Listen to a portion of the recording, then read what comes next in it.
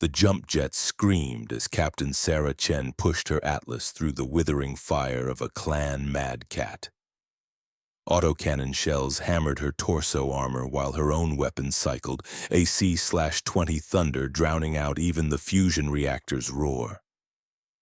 She'd fought across 3 worlds in the inner sphere's endless wars, piloted her 100-ton death machine through urban hellscapes and frozen tundras, but nothing prepared her for what happened next. The Mad Cat's PPC discharge hit her mid-jump at the exact instant something else struck. Not a weapon, but a rupture in space itself. The world inverted. Her neural interface screamed warnings as her battle mech tumbled through kaleidoscopic nothing. Reactor temperature spiking, gyros shrieking, and then impact. The Atlas slammed into alien soil hard enough to crack bedrock. 60 feet of armored war machine crashing down on bent knees in a crater of shattered earth. Sarah's neurohelmet fed her damage reports through the neural handshake. Structural integrity 92%. All weapon systems green, fusion reactor stable at optimal temperature. Whatever that passage was, her machine had survived intact. But as her sensors came online and painted tactical data across her cockpit displays, Sarah Chen realized she wasn't on Solaris 7 anymore. The sky was wrong. Too blue, a single sun instead of the binary she'd fought under. The vegetation alien. The architecture. She focused her targeting reticule on structures in the distance. Human, but not inner sphere. Not clan. Not anything she recognized. Then her threat receiver lit up like a Christmas tree. Plasma bolts, not PPCs, something different. Superheated gas weapons. Screamed past her cockpit. Sarah's combat instincts took over before her conscious mind registered the threat. She torqued her Atlas's torso, bringing her autocannon to bear on the source. Through her external cameras, she saw them, humanoid figures in ornate armor, wielding energy weapons, advancing in formation that spoke of military discipline. Behind them, vehicles that hovered on anti-gravity fields, sleek and organic-looking compared to the angular brutality of her battle mech. Not human. The armor was wrong, the proportions alien beneath the combat harnesses. And they were firing on her. Her targeting computer achieved lock. The AC/20 roared, 20mm shells spitting from the massive autocannon mounted in her right torso at hypersonic velocity. The first burst caught an alien soldier center mass, the kinetic impact reducing the target to a spray of purple blood and shattered armor. The aliens scattered, their plasma weapons tracking upward toward her cockpit. Sarah walked her Atlas forward, each footfall a thunderclap, and triggered her medium lasers. Ruby beams slashed through alien infantry, armor bubbling and melting under the coherent light. A hovering vehicle, some kind of anti-grav tank, pivoted toward her, a massive cannon mounted on its chassis glowing with building energy. Sarah didn't wait to see what it would do. Her LRM-20 launcher spoke, 20 long-range missiles screaming from her shoulder mount in a devastating spread. The missiles impacted in a staggered pattern, overwhelming the vehicle's energy shielding through sheer volume of fire. The tank detonated in a cascade of purple-white fire, and then human voices crackled across her radio using a military encryption standard she didn't recognize, but her onboard computer could decrypt. Unknown contact. Massive armor signature engaging Covenant forces. Hold fire. That thing just vaped an entire lance. Is that one of ours? Sarah switched to broadband transmission. Unknown human forces, this is Captain Sarah Chen, piloting Atlas-class battle mech. I am not hostile. Repeat, not hostile to human military. Request situation report and tactical briefing. Silence for 3 heartbeats. Then a new voice, calmer, carrying absolute authority. Captain Chen, this is UNSC Firebase Delta. You just crashed into the middle of a Covenant invasion force on Reach. We're reading your machine as a 100-ton armored walker with weapon signatures we've never seen. What the hell are you? And whose side are you on? Through her sensors, Sarah tracked more alien forces, Covenant they'd called them, regrouping for another assault. Behind her defensive position, she detected human signatures, infantry and light vehicles, fortified positions being overrun. The tactical situation crystallized instantly. Humans versus technologically superior aliens, defensive collapse imminent, civilian evacuation in progress. Some things transcended universes. Some choices were simple. UNSC Firebase Delta, my side is whoever's fighting those purple bastards shooting at me, Sarah growled, pivoting her atlas toward the massing Covenant forces. Her heat sinks glowed as she brought all weapons online. I've got ammunition for 3 more sustained engagements, fusion reactor at full capacity, and 15 years of combat experience. Point me at your enemy and get your people clear. Solid copy. Welcome to Reach, Captain. We're transmitting tactical overlays now. The Covenant charged. Sarah Chen smiled grimly behind her neurohelmet and walked her atlas into the firestorm. If you want to see more characters enter different universes, hit that subscribe button and drop the name of a character and the universe you'd want to see them in down in the comments below. Spartans never die. The AC/20 spoke first, shells the size of a human fist tearing through Covenant elites in their energy-shielded armor. The shields held for half a second before kinetic impacts shattered them like glass, reducing the warriors behind to pulped biomass. Her medium lasers carved burning lines through grunt infantry, the small methane breathers tanks detonating in sympathetic explosions. A hunter pair, massive armored creatures that her sensors registered as colonial organisms, charged her position. Sarah triggered her SRM-6, short-range missiles detonating against the hunter's solid armor plating in overlapping blasts. One went down. The other raised its arm-mounted fuel rod cannon. Green energy screamed toward her cockpit. Sarah jerked her atlas sideways, the massive machine responding to her neural commands with surprising agility for its tonnage. The fuel rod bolt scorched past her left arm, superheating the air. She brought her autocannon down point blank and fired. At this range, the AC/20 hit with the force of an artillery strike. The hunter's armor cracked, then shattered, the worm colony inside exposed to devastating kinetic trauma. Jesus Christ, someone breathed over the UNSC channel. Did that thing just solo an entire Covenant lance? Firebase Delta, you have incoming, Sarah reported, her sensors tracking new contacts dropping from orbit. Multiple contacts, air superiority fighters heading your... Covenant banshees screamed overhead, plasma cannons firing. Sarah's head-mounted laser tracked the lead fighter, coherent light slashing through its fuselage. The Banshee spiraled into the ground, trailing fire. But there were dozens more, and her atlas wasn't designed for anti-air warfare. Then something else appeared on her sensors, fast-moving ground contacts, human signatures, but the armor density readings were off the charts. They moved within human speed, and when Sarah focused her external cameras, she saw them. Armored warriors in powered suits that made even her battlemech's technology look crude by comparison. And they hit the Covenant lines like a tactical nuke, energy shields flaring, weapons precise and devastating.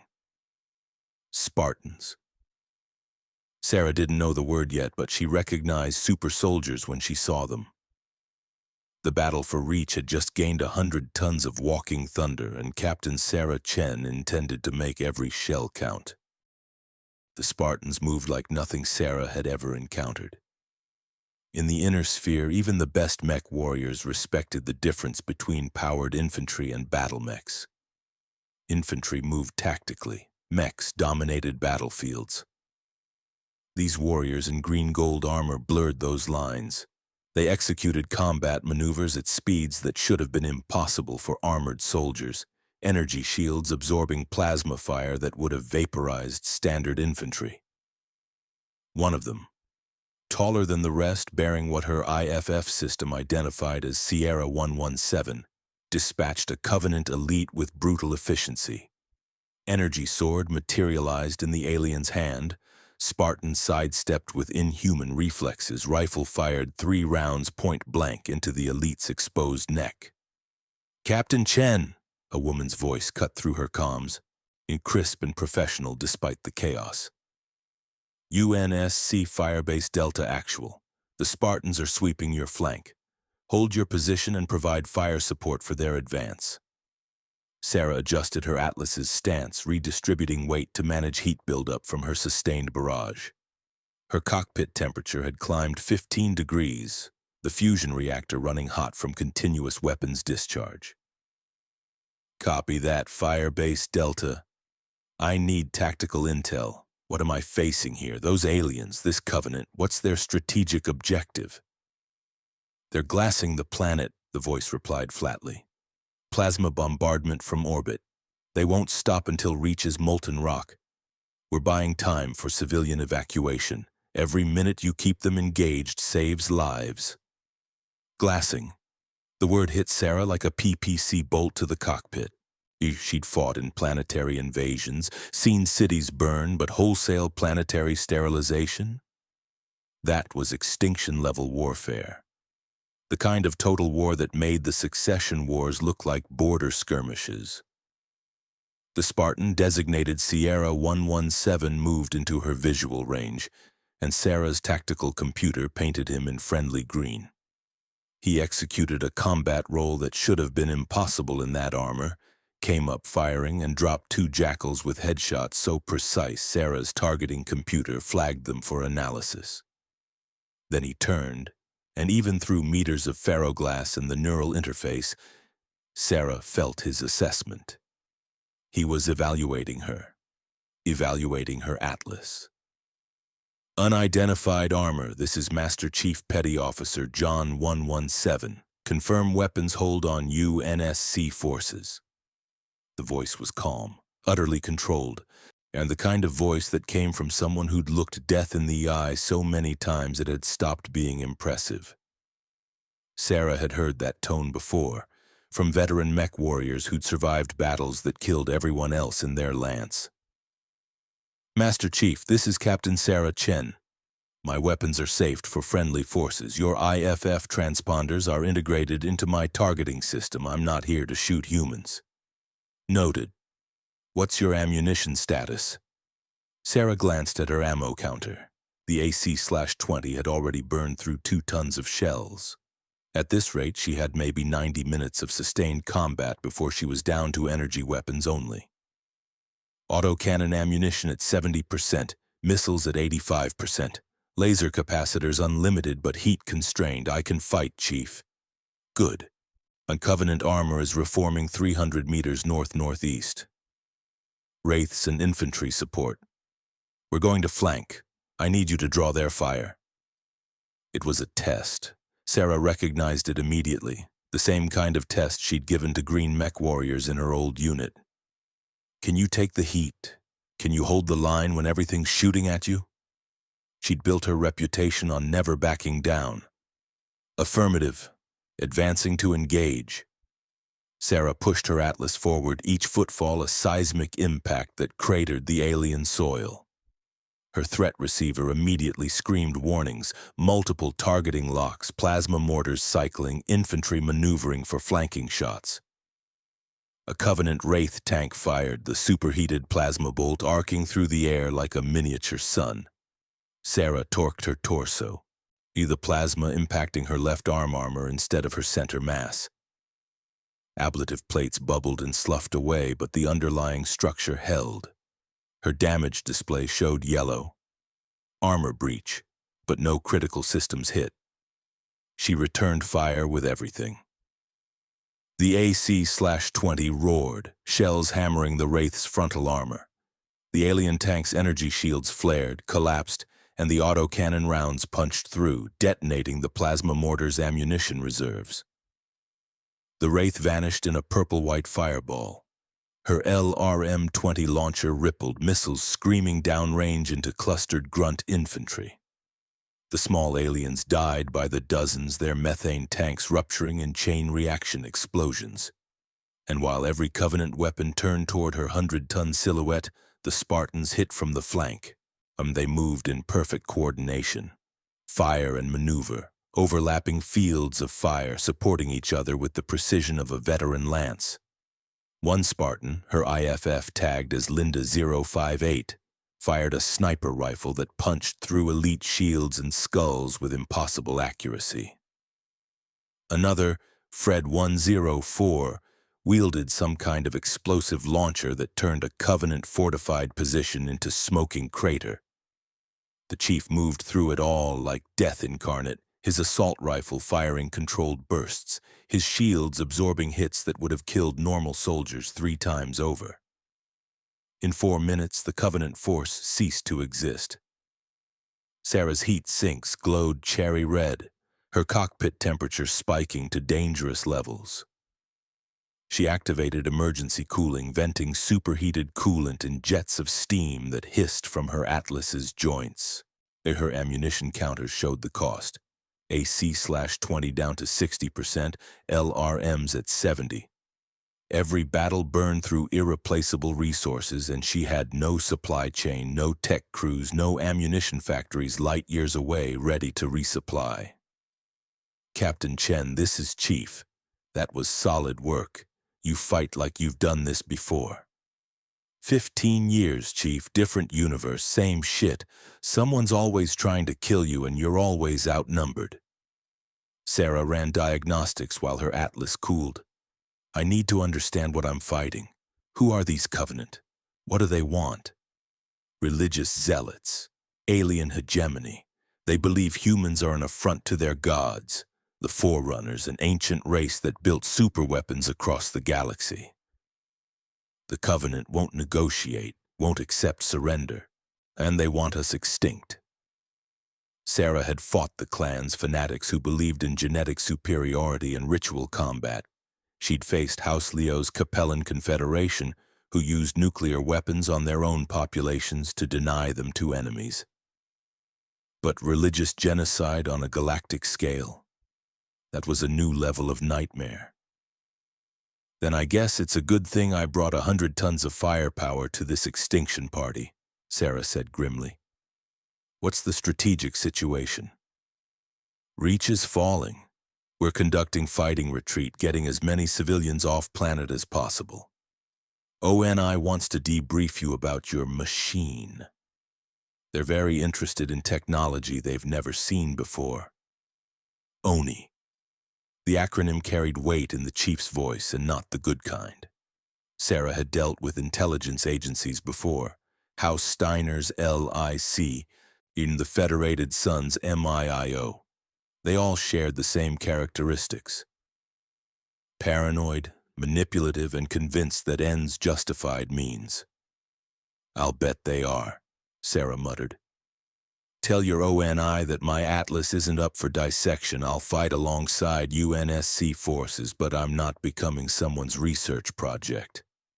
A pause, then almost imperceptibly something that might have been approval in the chief's tone. Copy that, Captain. Firebase Delta is transmitting rendezvous coordinates. We're falling back to New Alexandria. The city's still holding, but it won't last. We need every gun we can get. Sarah checked her navigation system, plotting the route. 200 kilometers of hostile territory. Covenant forces between her and the rally point. Her Atlas could make the journey, but she'd be a target the entire way. A 100-ton war machine tended to attract attention. Understood, Chief. One question. Those armor suits you're wearing. Are all UNSC soldiers equipped like that? Another pause. Longer this time. When the chief responded, his voice carried something Sarah couldn't quite identify. Regret, maybe, or grief.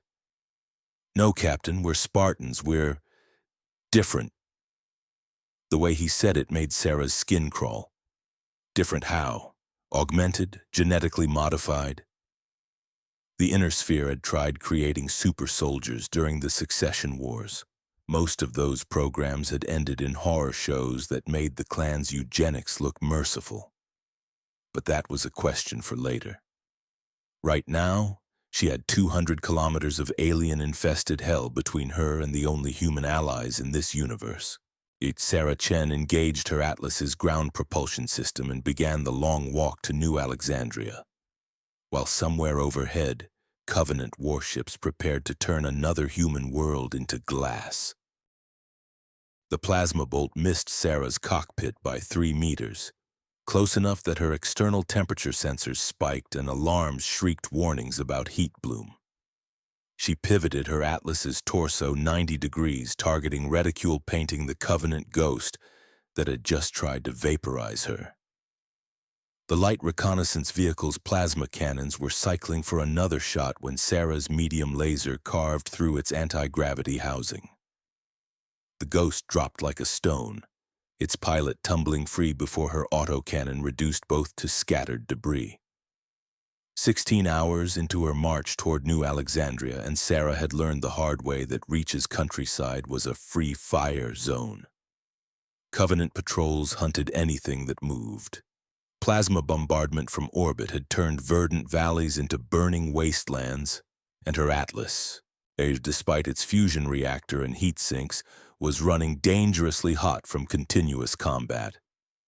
"Contact, Ariel, 2 o'clock high," Sarah barked into her comm, though she was alone in this stretch of devastated farmland. Habit died hard. In the inner sphere, you always called out threats, even if your lancemates were dead. A Covenant Banshee screamed overhead, plasma cannons firing. Sarah threw her Atlas into a ponderous sidestep, 70 tons of war machine responding to her neural commands. The plasma scorched past her right shoulder, superheating armor already compromised from earlier engagements. She couldn't track fast movers effectively. The Atlas was designed for ground superiority, not anti-air defense. The Banshee banked for another pass, and Sarah made a split-second decision that would have gotten her reprimanded in any mech warrior academy. She fired her jump jets. 30 tons of thrust erupted from her Atlas's back-mounted jets, launching the 100-ton battle mech 15 meters into the air in a ballistic arc. The Banshee's pilot, expecting a ground-based target, flew directly into Sarah's firing solution. At point-blank range, her AC-20 didn't miss. The autocannon's roar was deafening even through her neurohelmet's audio dampening. 20-millimeter shells ripped through the Banshee's fuselage, and the alien fighter disintegrated in a ball of purple fire. Sarah's Atlas landed hard, gyros screaming protest, but the damage report showed only minor stress fractures in the right leg actuator. She'd performed combat jumps under worse conditions on Solaris 7's arenas. Impressive. The voice on her comm wasn't UNSC encryption, it was open channel, and it spoke English with an accent that sent ice down Sarah's spine. Cultured, almost aristocratic, and utterly inhuman. Her sensors painted the contact, 40 meters ahead, standing in the ruins of what had been a farm silo. An elite, her combat computer designated the species as Sanghili, in ornate golden armor that marked him as high-ranking. He held an energy sword unignited in one hand, the other resting on what looked like a plasma rifle. Behind him, a full lance of Covenant infantry, more elites in combat harnesses, grunts with plasma pistols, a pair of jackals with energy shields. "Human war machine," the elite continued, his translator rendering the words with eerie precision. "You fight with honor, alone against my warriors. You have claimed 17 kills. The Covenant acknowledges your prowess." Sarah kept her weapons trained on the elite commander but didn't fire. Something in his posture, the way he held his ground without aggression, the deliberate exposure without cover, spoke to protocols she recognized. Ritual. Challenge. This wasn't an ambush, this was something else. "I don't need the Covenant's acknowledgement," Sarah replied, her voice amplified through her Atlas's external speakers.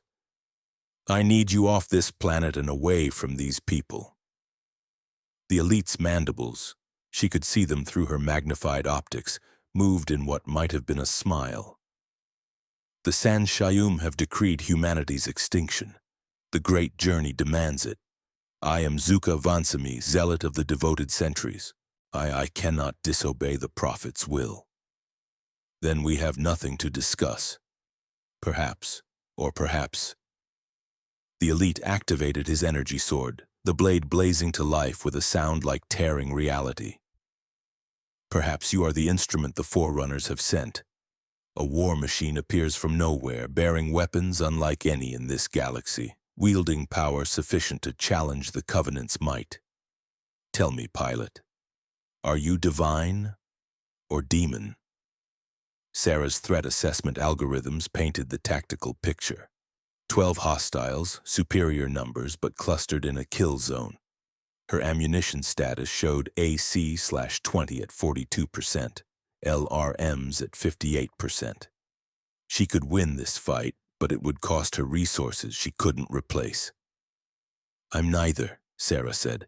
I'm a soldier who got pulled into someone else's war. But if you're asking whether I'll fight for these humans against extinction, that answer's easy. Zuka Vansami's mandibles spread wider. Then you choose demon. So be it. The elite charged with speed that would have been impossible for a human his size. Sarah's combat instincts took over. 20 years of mech warrior training compressed into microsecond decisions transmitted through her neuro helmet. She triggered her SRM-6, short-range missiles screaming from her torso launcher. The elite dodged with inhuman agility, energy shields flaring as 2 missiles clipped him. His subordinates opened fire, plasma bolts hammering her armor. Sarah walked forward into the firestorm, autocannon roaring. Grunts died in droves, their small bodies no match for hypersonic shells. A jackal raised its arm-mounted energy shield. Sarah's medium laser burned through it and the alien behind it. The second elite charged her left flank, energy sword raised. She pivoted, brought her Atlas's left arm down in a crushing stomp that any mech warrior would recognize, the death-from-above maneuver adapted for ground combat. 70 tons of reinforced actuator and armor plating crushed the elite into the soil. Zuka Vansami reached her. The zealot moved faster than anything Sarah had encountered. He leaped, jump pack assisted, landing on her Atlas's torso with magnetic boots that locked to her armor. Through her external cameras, Sarah watched in horror as the elite drove his energy sword toward her cockpit ferroglass. The blade, designed to cut through Spartan shields and UNSC armor, met her battle mech's reinforced canopy. For 3 seconds the sword held, a plasma cutting into crystalline composite. Then the ferroglass cracked. Sarah didn't panic. Panic got mech warriors killed.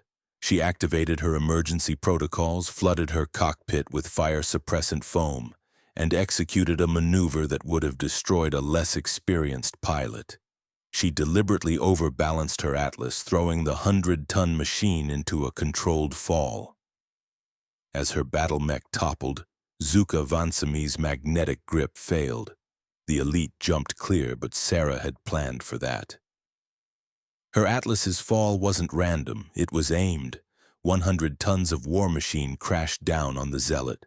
When Sarah's gyros stabilized and she righted her Atlas, Zuka Vansami lay in a crater, his golden armor shattered, his energy sword extinguished. He was still alive, barely. His translator crackled. Forerunner, or demon, it matters not. You'd have earned. Warrior's death. Sarah could have fired, could have ended him with a single autocannon round. Instead, she opened a comm channel to UNSC forces. Any UNSC units in Grid 774, I have a wounded hostile commander. High-value intelligence asset, transmitting coordinates for prisoner retrieval. The elite's eyes, she could see them now through her enhanced optics, widened. You spare enemy? I kill when necessary, Sarah replied. You're beaten. No honor in executing defeated opponents. That's not how I was trained. For a moment, Zuka Vansami said nothing. Then, so quietly, Sarah almost missed it through her external microphones. Perhaps not demon. UNSC Pelican dropships arrived 14 minutes later, their door gunners providing cover while Marines secured the wounded zealot. Sarah stood guard, her Atlas's weapons tracking the perimeter, until a voice she recognized crackled over tactical frequency. Captain Chen, this is Spartan Linda 058. Chief wants you to know that was good work. Oni's going to want to talk to you when you reach New Alexandria. Sarah checked her damage display. Cockpit integrity at 74%, armor breaches across left torso and right arm, heat sinks operating at reduced efficiency. Her ammunition counters showed red warnings, and somewhere ahead New Alexandria burned while Covenant forces closed the noose. Tell the chief I'm still walking, Sarah transmitted. And tell Oni they can wait in line. I've got a city to reach. Her Atlas resumed its march, leaving boot prints the size of craters in Reach's dying soil. New Alexandria rose from the coastal plains like a monument to human defiance. Gleaming towers of steel and glass that scraped the sky. Elevated highways connecting districts in geometric patterns, and somewhere beneath it all, thousands of civilians desperate to escape before Covenant warships turned the city to molten slag. Sarah's Atlas crested the final ridge overlooking the metropolis just as the first plasma bombardment began. Covenant cruisers hung in low orbit like malevolent gods, their energy projectors lancing down to carve glowing scars through city blocks.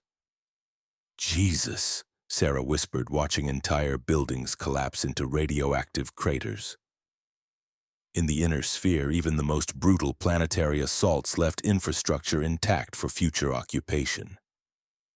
The Covenant didn't want Reach. They wanted it dead. Captain Chen, UNSC Firebase Sierra. We're reading your IFF. Redirect to coordinates Alpha 73. ONI wants you groundside in the government district. Negative Firebase Sierra, I'm detecting civilian evacuation in progress, Eastern District. Heavy Covenant presence. Redirecting to provide fire support. Sarah adjusted her Atlas's heading, her navigation system plotting routes through the urban terrain. Street-level combat in a battle mech was always risky. Too many corners, too many ambush points. But she'd fought through the factories of Hesperus 2 and the skyscrapers of Solaris 7's Steiner Stadium. Cities were just vertical kill zones. Captain, ONI's orders are not my chain of command, Sarah interrupted. I'm not UNSC. I'm an independent contractor offering fire support. If your ONI has a problem with that, they can file a complaint after we save some lives. The comm channel went silent. Sarah imagined some intelligence officer somewhere grinding their teeth in frustration. Good. She dealt with enough spy masters in the inner sphere to know how they operated. Everything was leverage, everyone was an asset, and morality was negotiable. Her Atlas wasn't becoming ONI's proprietary technology, and she sure as hell wasn't abandoning civilians to make some Black Ops officer's day easier. Her threat receiver screamed as she descended into the city. Covenant forces had established strong points throughout the Eastern District. Wraith tanks in entrenched positions, shade turrets on rooftops, infantry patrols hunting refugees. Sarah's tactical computer painted the nightmare. 40-plus hostile contacts, defensive positions with interlocking fields of fire, and somewhere in the chaos, UNSC Marines desperately holding evacuation corridors. She opened a broadband channel. Any UNSC forces, Eastern District, this is Captain Chen. I'm coming in heavy. Clear friendly forces from the main arterial, grid reference 779er. I'm about to make a lot of noise. A harried voice responded, Copy that, Captain. This is Lieutenant Parisa, 2nd Battalion.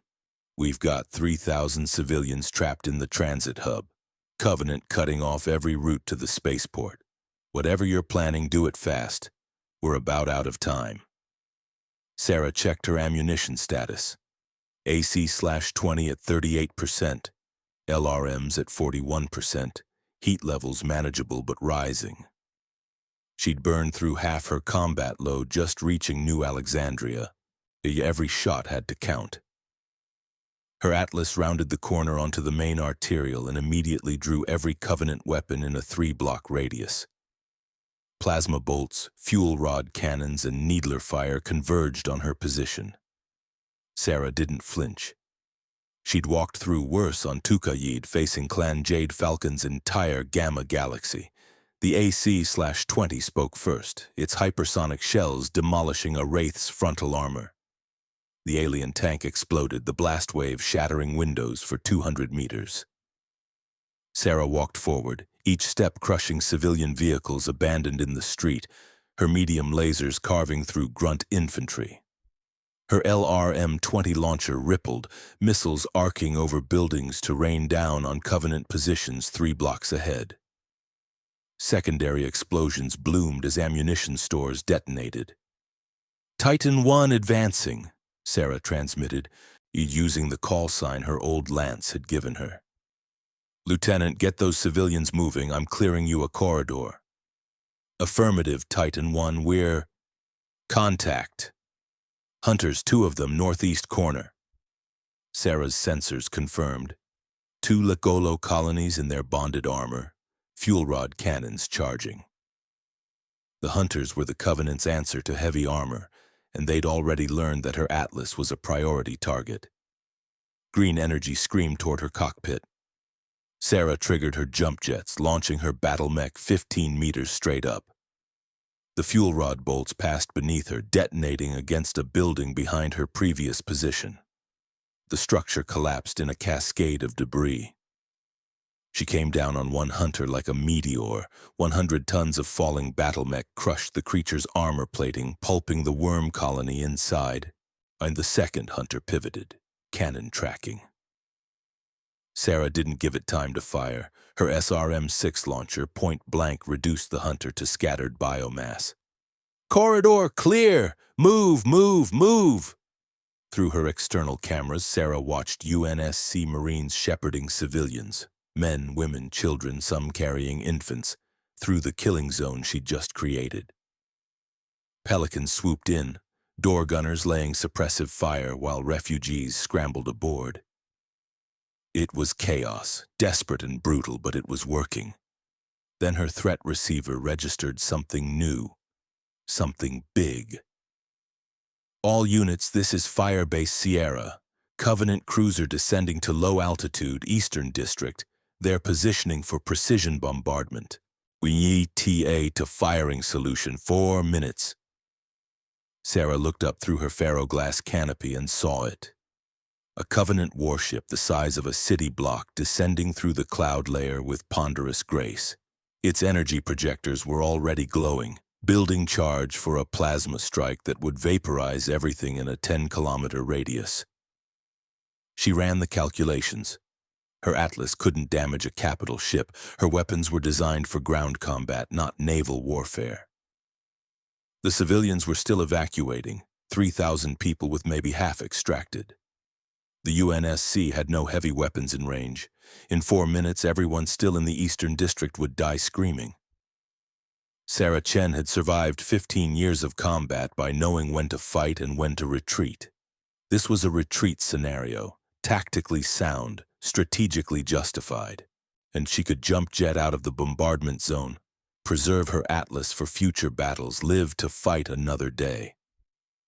She thought about the refugees scrambling onto Pelicans, about Lieutenant Parisa and her Marines holding the line, about Master Chief and the Spartans fighting across this dying planet to buy minutes, seconds, heartbeats for humanity's survival. Firebase Sierra, this is Titan 1. I need targeting data on that cruiser's energy projectors, weak points, power conduits, anything vulnerable to ground fire. Captain, your weapons can't... I don't need to destroy it. I need to disrupt its firing sequence. Send me the data. A pause. Then a new voice, female with the clipped precision of an AI. Captain Chen, this is Superintendent. New Alexandria's urban infrastructure AI analyzing Covenant vessel architecture. Transmitting targeting solution to your combat computer. Data flooded Sarah's tactical display.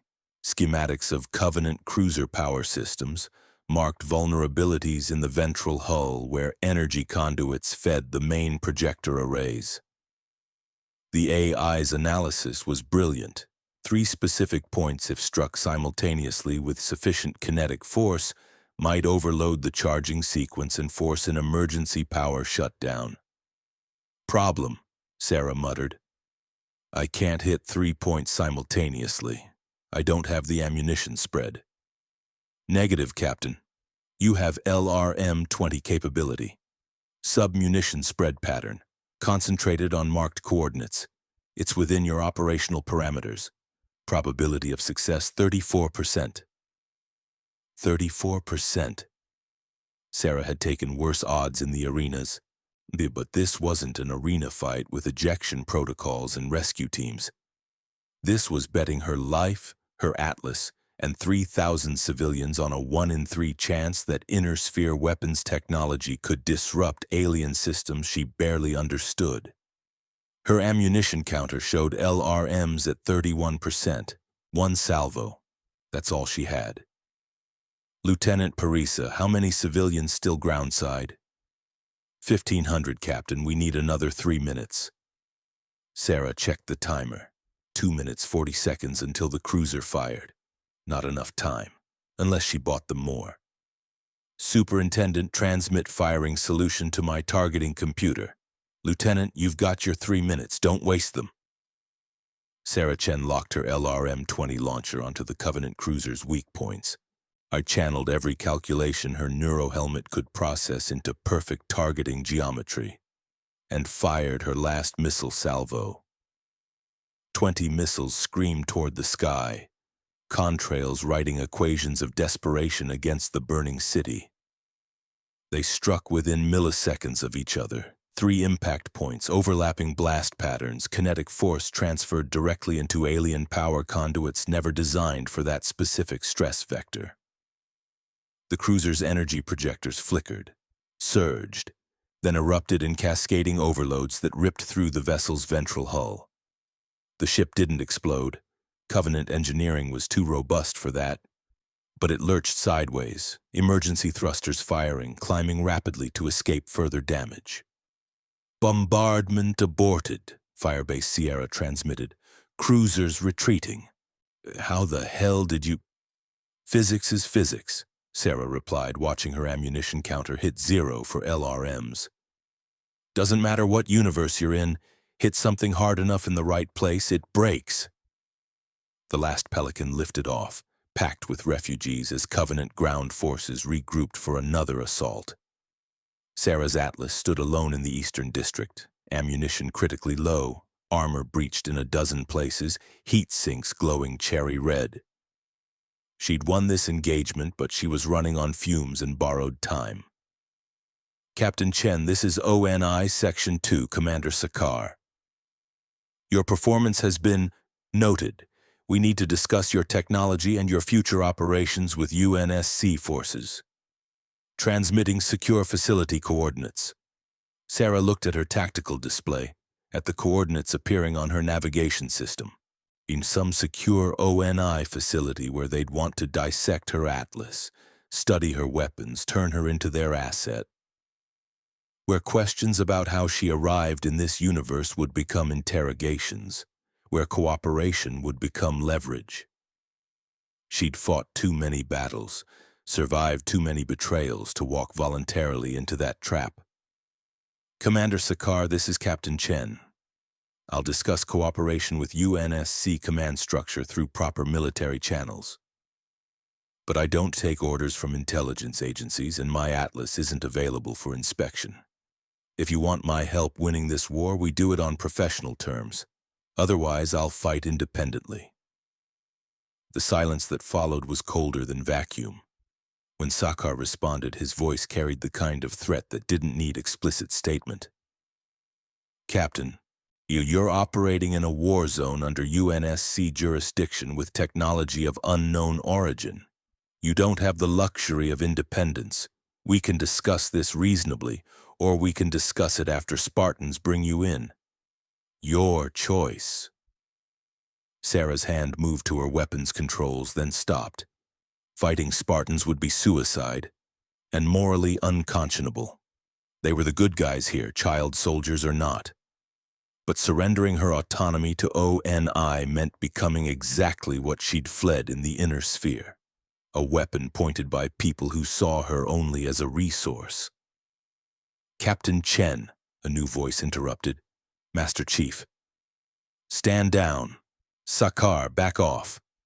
Captain's proven herself in combat, saved 1,500 lives in the last hour. We don't threaten our allies. Chief, this is outside your operational authority." "No, it's not. Captain Chen's fighting covenant protecting civilians and hasn't asked for anything except ammunition resupply. That makes her friendly forces. Oni wants information. File a formal request. Don't threaten her." Sarah's threat receiver showed 4 Spartan IFF signatures moving into her sector. Not an arrest, a screen. The chief was running interference, and Sarah understood the message.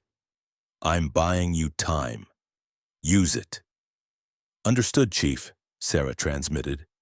"I'm willing to share tactical intelligence and coordinate operations, but my Atlas stays under my control." "Acceptable. Link up with Blue Team at Spaceport 7. We're forming a defense perimeter for the last evacuation waves. Oni can wait." As Sarah turned her Atlas toward the coordinates, ammunition depleted and armor scarred, and she realized she'd just made the most dangerous enemy in this universe. An intelligence agency that wanted what she had. But she'd also earned the respect of the most legendary soldiers humanity had ever created. In her experience, she'd take Spartans over spy masters any day. Spaceport 7 was a fortress built from desperation. UNSC Marines had transformed the civilian landing facility into a defensive strongpoint. Scorpion tanks hull down behind rubble barriers, Warthog chain gun emplacements covering approach vectors, and Pelicans dropping in continuous rotation to extract the last refugees from Reach's doomed surface. Sarah's Atlas stood at the perimeter's eastern edge, her battlemech silhouette drawing Covenant fire while Marines and Spartans coordinated the evacuation. Her ammunition counters showed critical levels, AC/20 at 12%, every other system depleted or running on emergency reserves. "Titan 1, Blue Team lead," Master Chief's voice cut through the tactical channel. "We're inbound your position, 3 minutes. Hold what you've got." "Copy, Chief, I'm holding. But I'm nearly Winchester. Once my autocannon's dry, I'm down to punching these bastards." A different voice responded, female, with the precision of someone who measured distance in fractions of millimeters. "Captain Chen, Linda-058, I've been studying your engagement patterns. Your weapon systems are kinetic-primary, ammunition-dependent. Why didn't you design energy weapons as primaries?" Sarah smiled grimly behind her neurohelmet, tracking a Covenant ghost on her sensors and letting it pass into a Marine kill zone rather than wasting shells. "In my universe, energy weapons generate massive heat. My fusion reactor can support them for sustained fire, but the heat buildup limits combat endurance. Autocannons and missiles give me volume of fire without cooking myself alive. Tactical trade-off. It makes sense given your reactor limitations." Linda's voice carried the analytical tone of someone constantly calculating. "Your armor composition. What's the Brunel hardness rating?" "Classified," Sarah replied automatically, then reconsidered. These Spartans had fought beside her, bled alongside UNSC forces she'd protected. They deserved better than inner sphere paranoia. Approximately 400 BHN on the glacis plate, reinforced with composite layering. It's designed to ablate kinetic impacts and dissipate energy weapons. Your Covenant plasma is actually less effective than I expected. The superheated gas disperses on impact rather than penetrating like focused particle beams. Noted. Chief, her armor profile might be adaptable to Mjolnir Mark 7 development. Master Chief's response was immediate. Negative. Captain Chen's technology stays with Captain Chen. We're not Oni. The simple declaration hit Sarah harder than she expected. In the inner sphere, technology was currency. Captured battle mechs were reverse-engineered, weapons systems stolen, designs sold to the highest bidder. The idea that these super soldiers would respect her technological sovereignty without contracts, lawyers, or leverage was alien. Appreciated, Chief, Sarah transmitted, but I'm willing to share technical data on armor composites if it helps your people survive. Just not under ONI's terms. We'll discuss it after we're off this rock. Blue Team, Rally Point Echo. Captain Chen, we're coming in hot with Covenant pursuit. Don't shoot the Spartans. Sarah's sensors painted the picture. 4 UNSCIFF signatures moving at combat speeds through the rubble-strewn streets, with approximately 30 Covenant contacts in pursuit. Elites, grunts, jackals, and something her computer flagged as hunter pair. The Spartans were deliberately drawing the Covenant force into her kill zone. Understood, Chief, I see you. Friendly forces clear my firing lane in 3, 2, 1. Blue Team burst from cover in perfect tactical formation.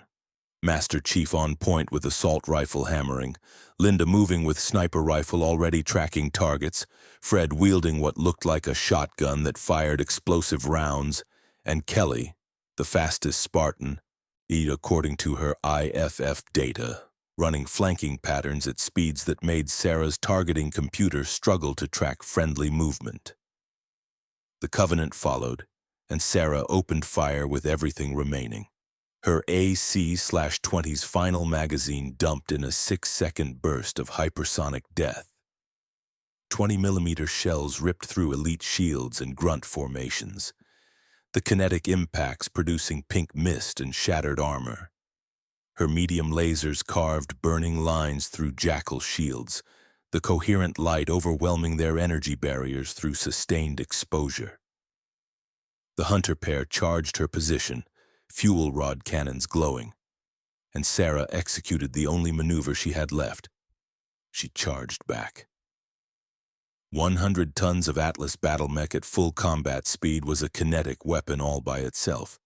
Sarah crashed into the first hunter like a linebacker hitting a tackling dummy. Her Atlas's right arm, reinforced actuators and 3 tons of armor plating, connecting with the Lekgolo colony's armored shell. The impact shattered the hunter's chest plate, sent the creature tumbling backward in a spray of orange worm segments. The second hunter fired point blank, green energy scorching across her torso armor. Sarah felt the heat spike in her cockpit, saw damage indicators flash red, and brought her left leg up in a devastating stomp that crushed the hunter's fuel rod cannon. Without its primary weapon, the creature tried to grapple her Atlas's leg. She activated her jump jets in a short burst, the thrust incinerating the hunter where it stood. Jesus Christ, someone breathed over the comm. Fred, Sarah thought. She just brawled 2 hunters hand to hand. Melee combat in a 100-ton chassis, Sarah panted, her heat sinks screaming as they tried to dissipate the thermal bloom from her jump jets. When you're out of ammunition, you use what you've got. My martial arts instructor back on Solaris would be proud. Master Chief moved to her Atlas's side, his shields recharging, his posture somehow conveying assessment despite the helmet obscuring his face. That was effective, reckless but effective. Your machine's tougher than our Scorpion tanks. It's designed to take punishment and keep fighting. Battle mechs don't retreat. We're the anchor for entire formations. Sarah checked her status. Ammunition depleted across all systems, armor integrity at 48%, heat levels slowly declining, reactor stable. But I'm combat ineffective until I resupply. I've got laser capacitors in my fists, that's it. We're loading the last civilian transports now, Linda reported from an elevated position, her sniper rifle scanning for threats. Covenant fleets repositioning for orbital bombardment. We've got maybe 20 minutes before this spaceport is a crater. Kelly's voice, slightly breathless from combat exertion even through Spartan augmentation. Chief, we've got a problem. Major problem. Covenant supercarrier just entered atmosphere heading this way. It's deploying ground forces, lots of them. Wraiths, ghosts, infantry, and... Wait. My IFF's painting something big. Really big.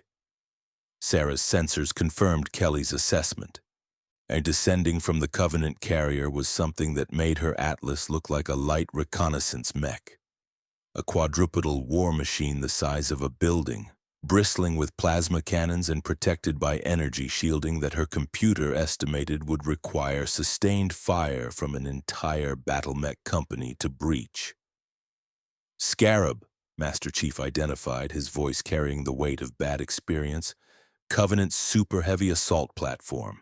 Anti-armor, anti-fortification, mobile command post. It'll tear through this spaceport's defenses in minutes. Sarah ran tactical calculations.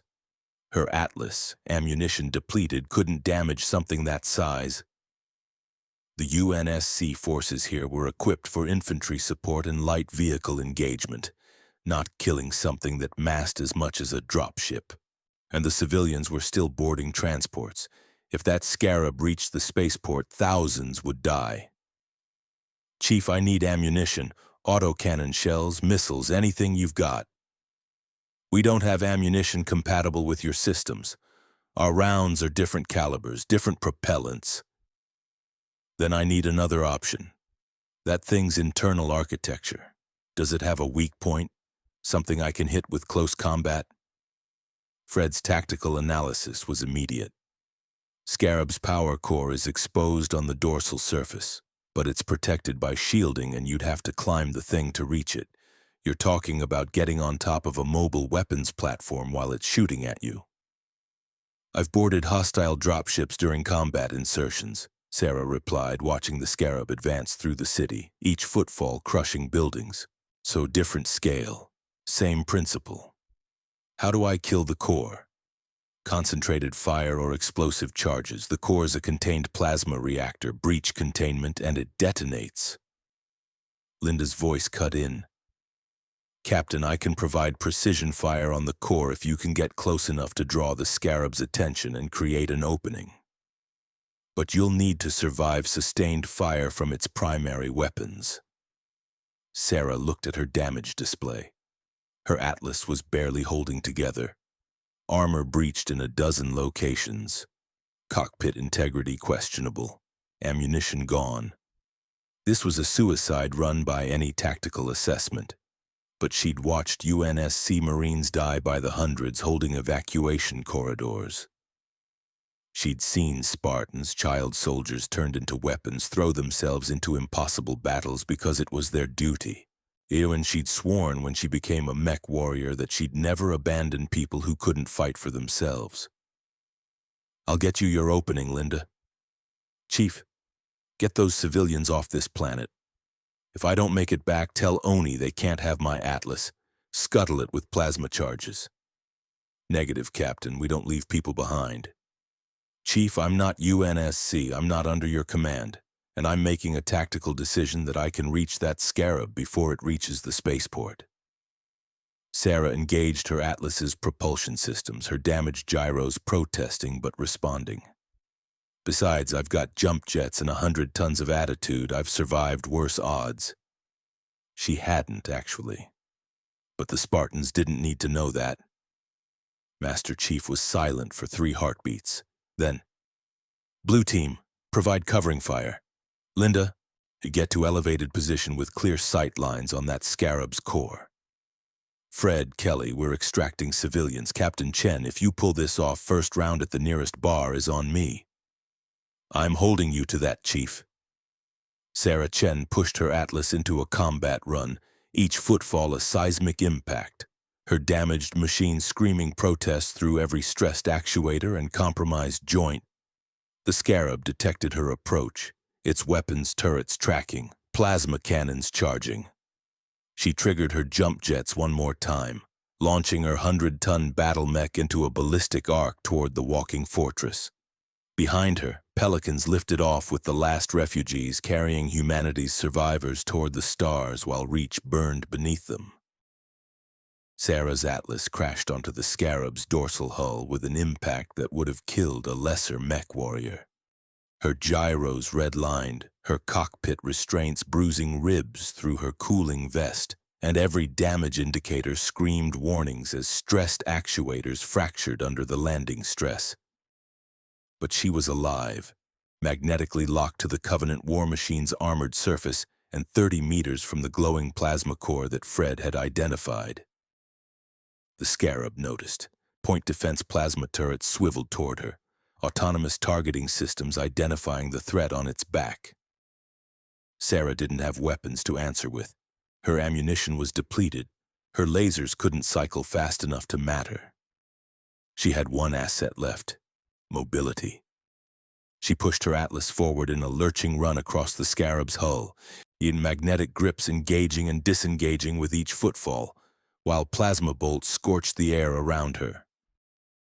One caught her left arm, ablating armor that was already compromised.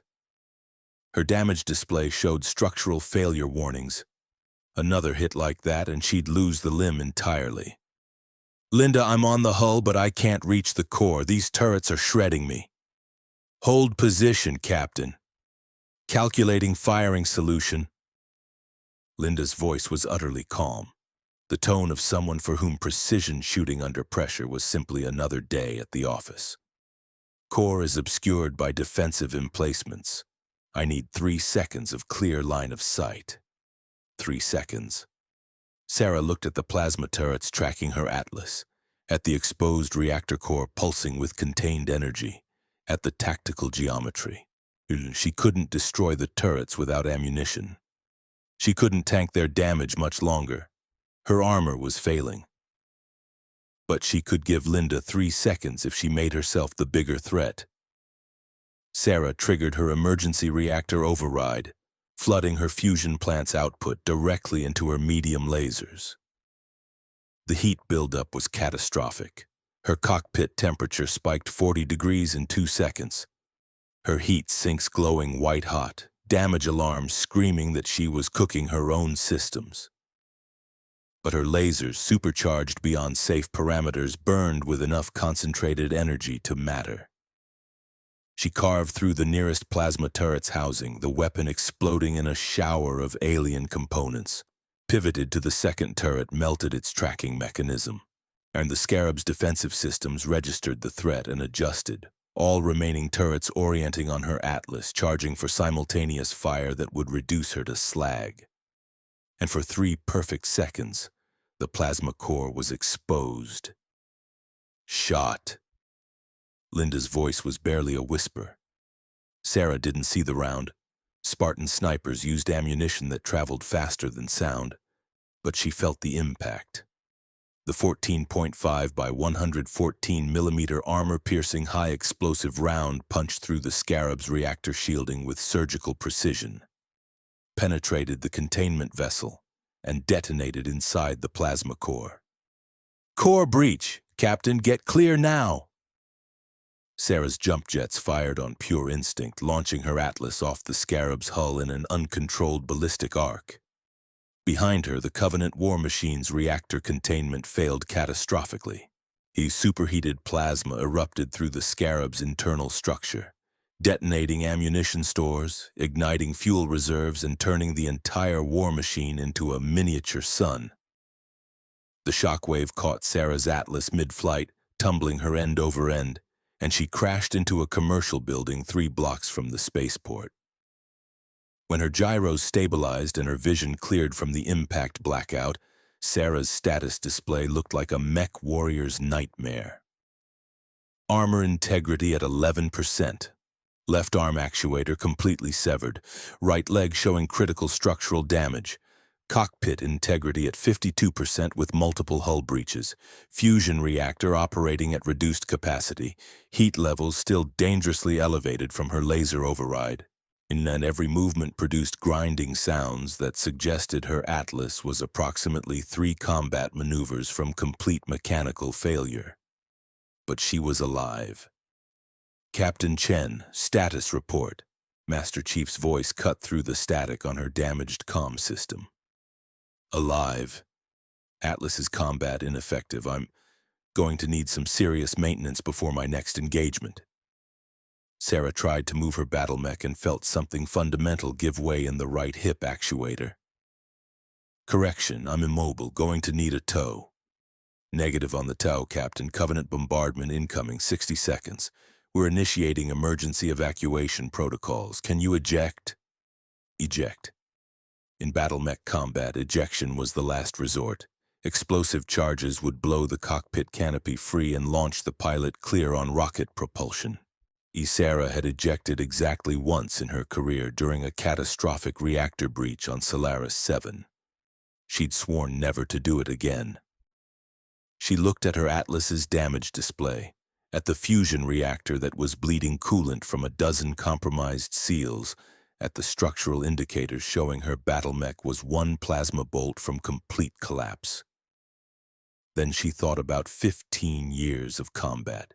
Every battle she'd survived in this machine, every planet where her Atlas had been the difference between victory and death. Negative, Chief. I'm not leaving my Atlas. If you've got a heavy lift transport, we evac together or not at all. Captain, there's no time. Then make time. Sarah's voice was sharp with 15 years of command authority. I didn't survive the clan invasion, the Solaris 7 championships, yet in getting pulled into another universe just to abandon my machine on some alien planet. My Atlas and I are a team. We leave together. A pause, then a new voice, female, crisp, carrying the unmistakable accent of an artificial intelligence. Captain Chen, this is Cortana. I'm the AI assigned to Master Chief. I've been monitoring your machine's fusion signature. Your reactor containment is degrading. If you don't evacuate in the next 45 seconds, you'll experience catastrophic meltdown. Your loyalty to your machine is admirable, but thermodynamics is unsentimental. Sarah checked her reactor display. Cortana was right. Coolant pressure dropping, containment fields fluctuating, core temperature climbing toward critical threshold. She had maybe 90 seconds before her fusion plant breached and vaporized everything in a 50-meter radius. Cortana, can you access my Atlas's computer core? Emergency shutdown protocols, reactor safe mode? Already tried. Your systems are using encryption standards I've never encountered. Quantum key-based, I think, with randomized phase state verification. Very impressive.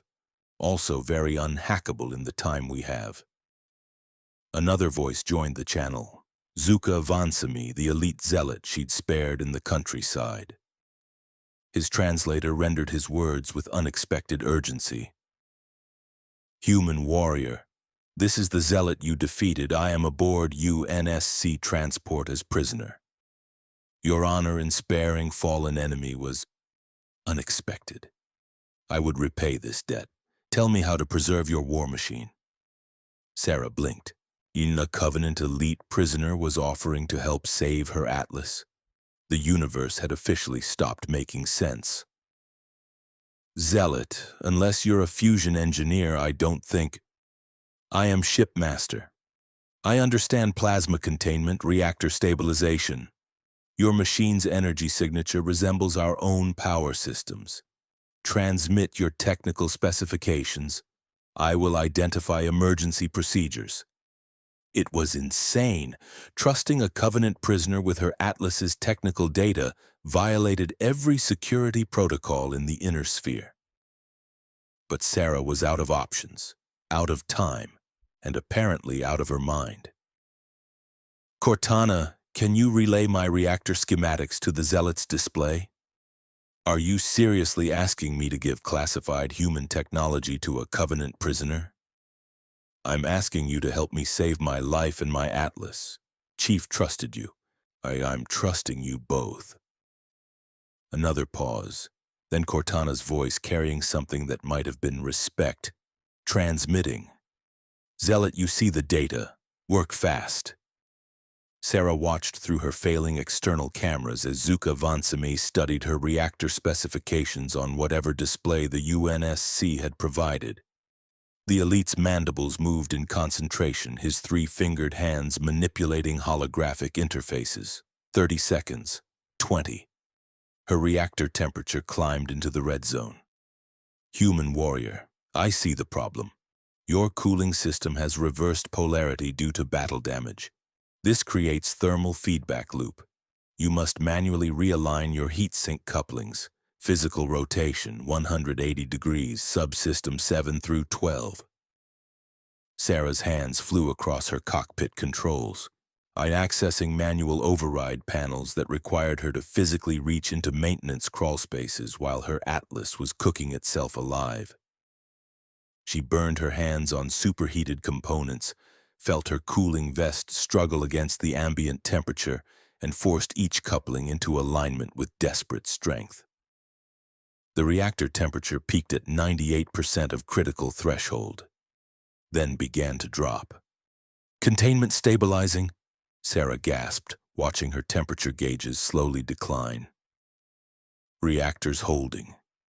Zealot, you just saved my life. Honor debt repaid, human warrior. May we meet again in battle, that I might test myself against your machine when both are at full strength. Looking forward to it, Chief. I'm stable but still immobile. I need that heavy lift. Master Chief's response carried audible relief. Pelican heavy hauler inbound, 30 seconds. We're cutting this close, Captain. Covenant bombardment is... The sky turned purple-white. Through her damaged cockpit, Sarah watched plasma beams lance down from orbit, each one vaporizing city blocks in cascades of superheated destruction. The bombardment pattern was systematic, methodical, erasing New Alexandria from existence with the precision of genocide. One beam struck 2 kilometers away, another 1 kilometer.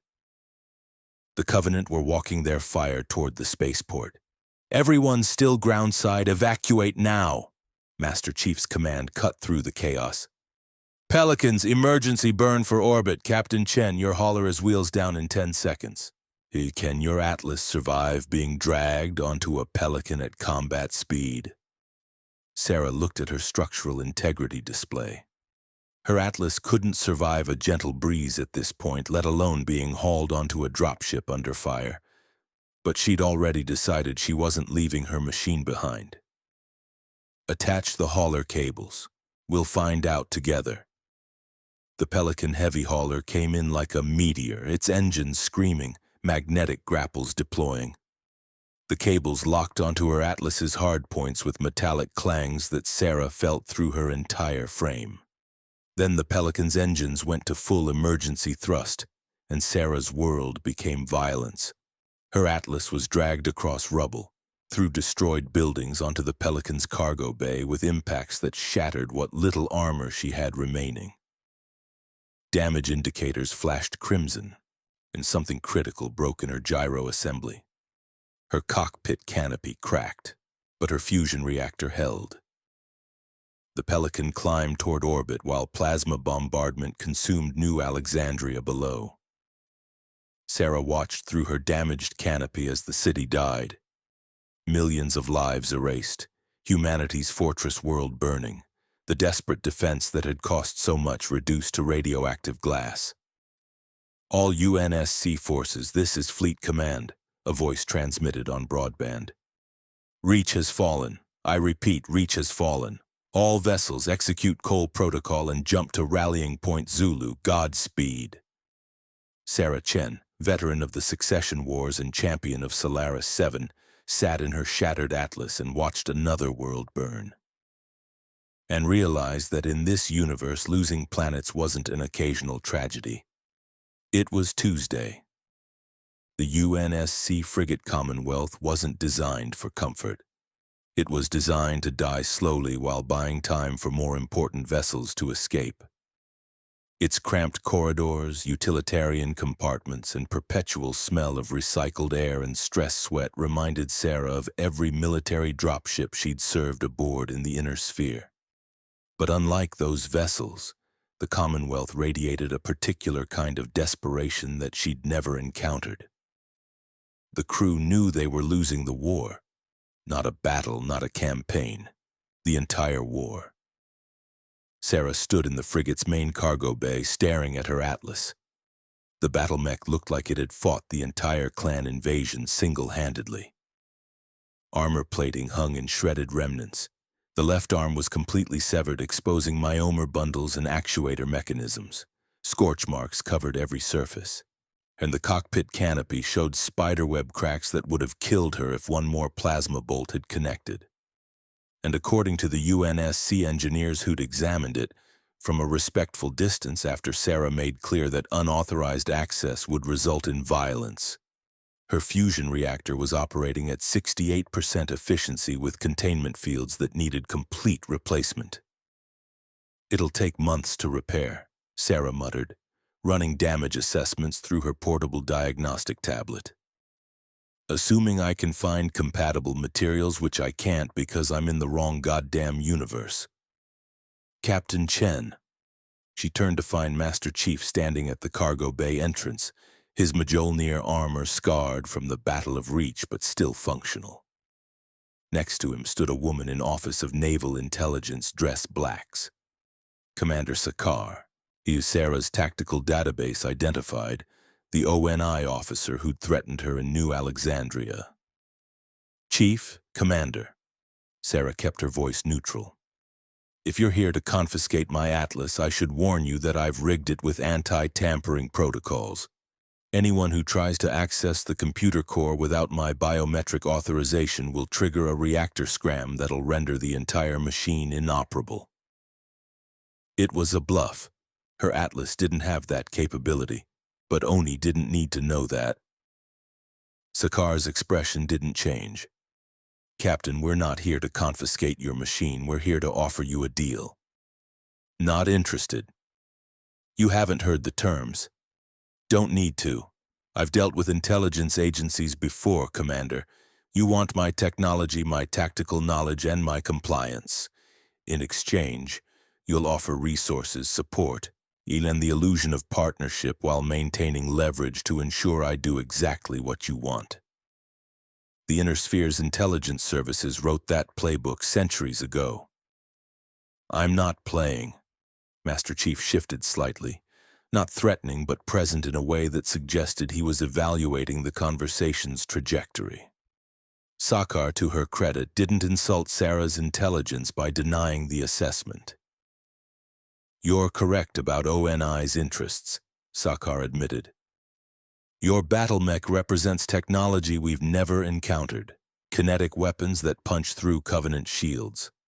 Armor composition that ablates plasma more effectively than our titanium A plating.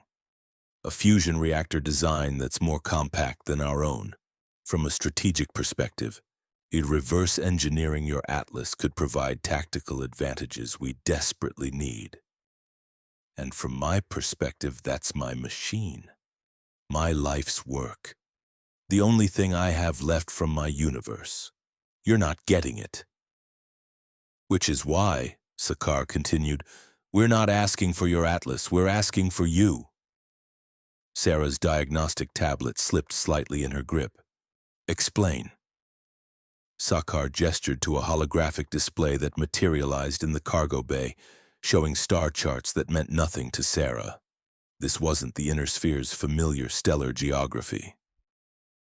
"Reach has fallen. We've lost our primary military fortress, our shipbuilding infrastructure, and most of our Spartan II program.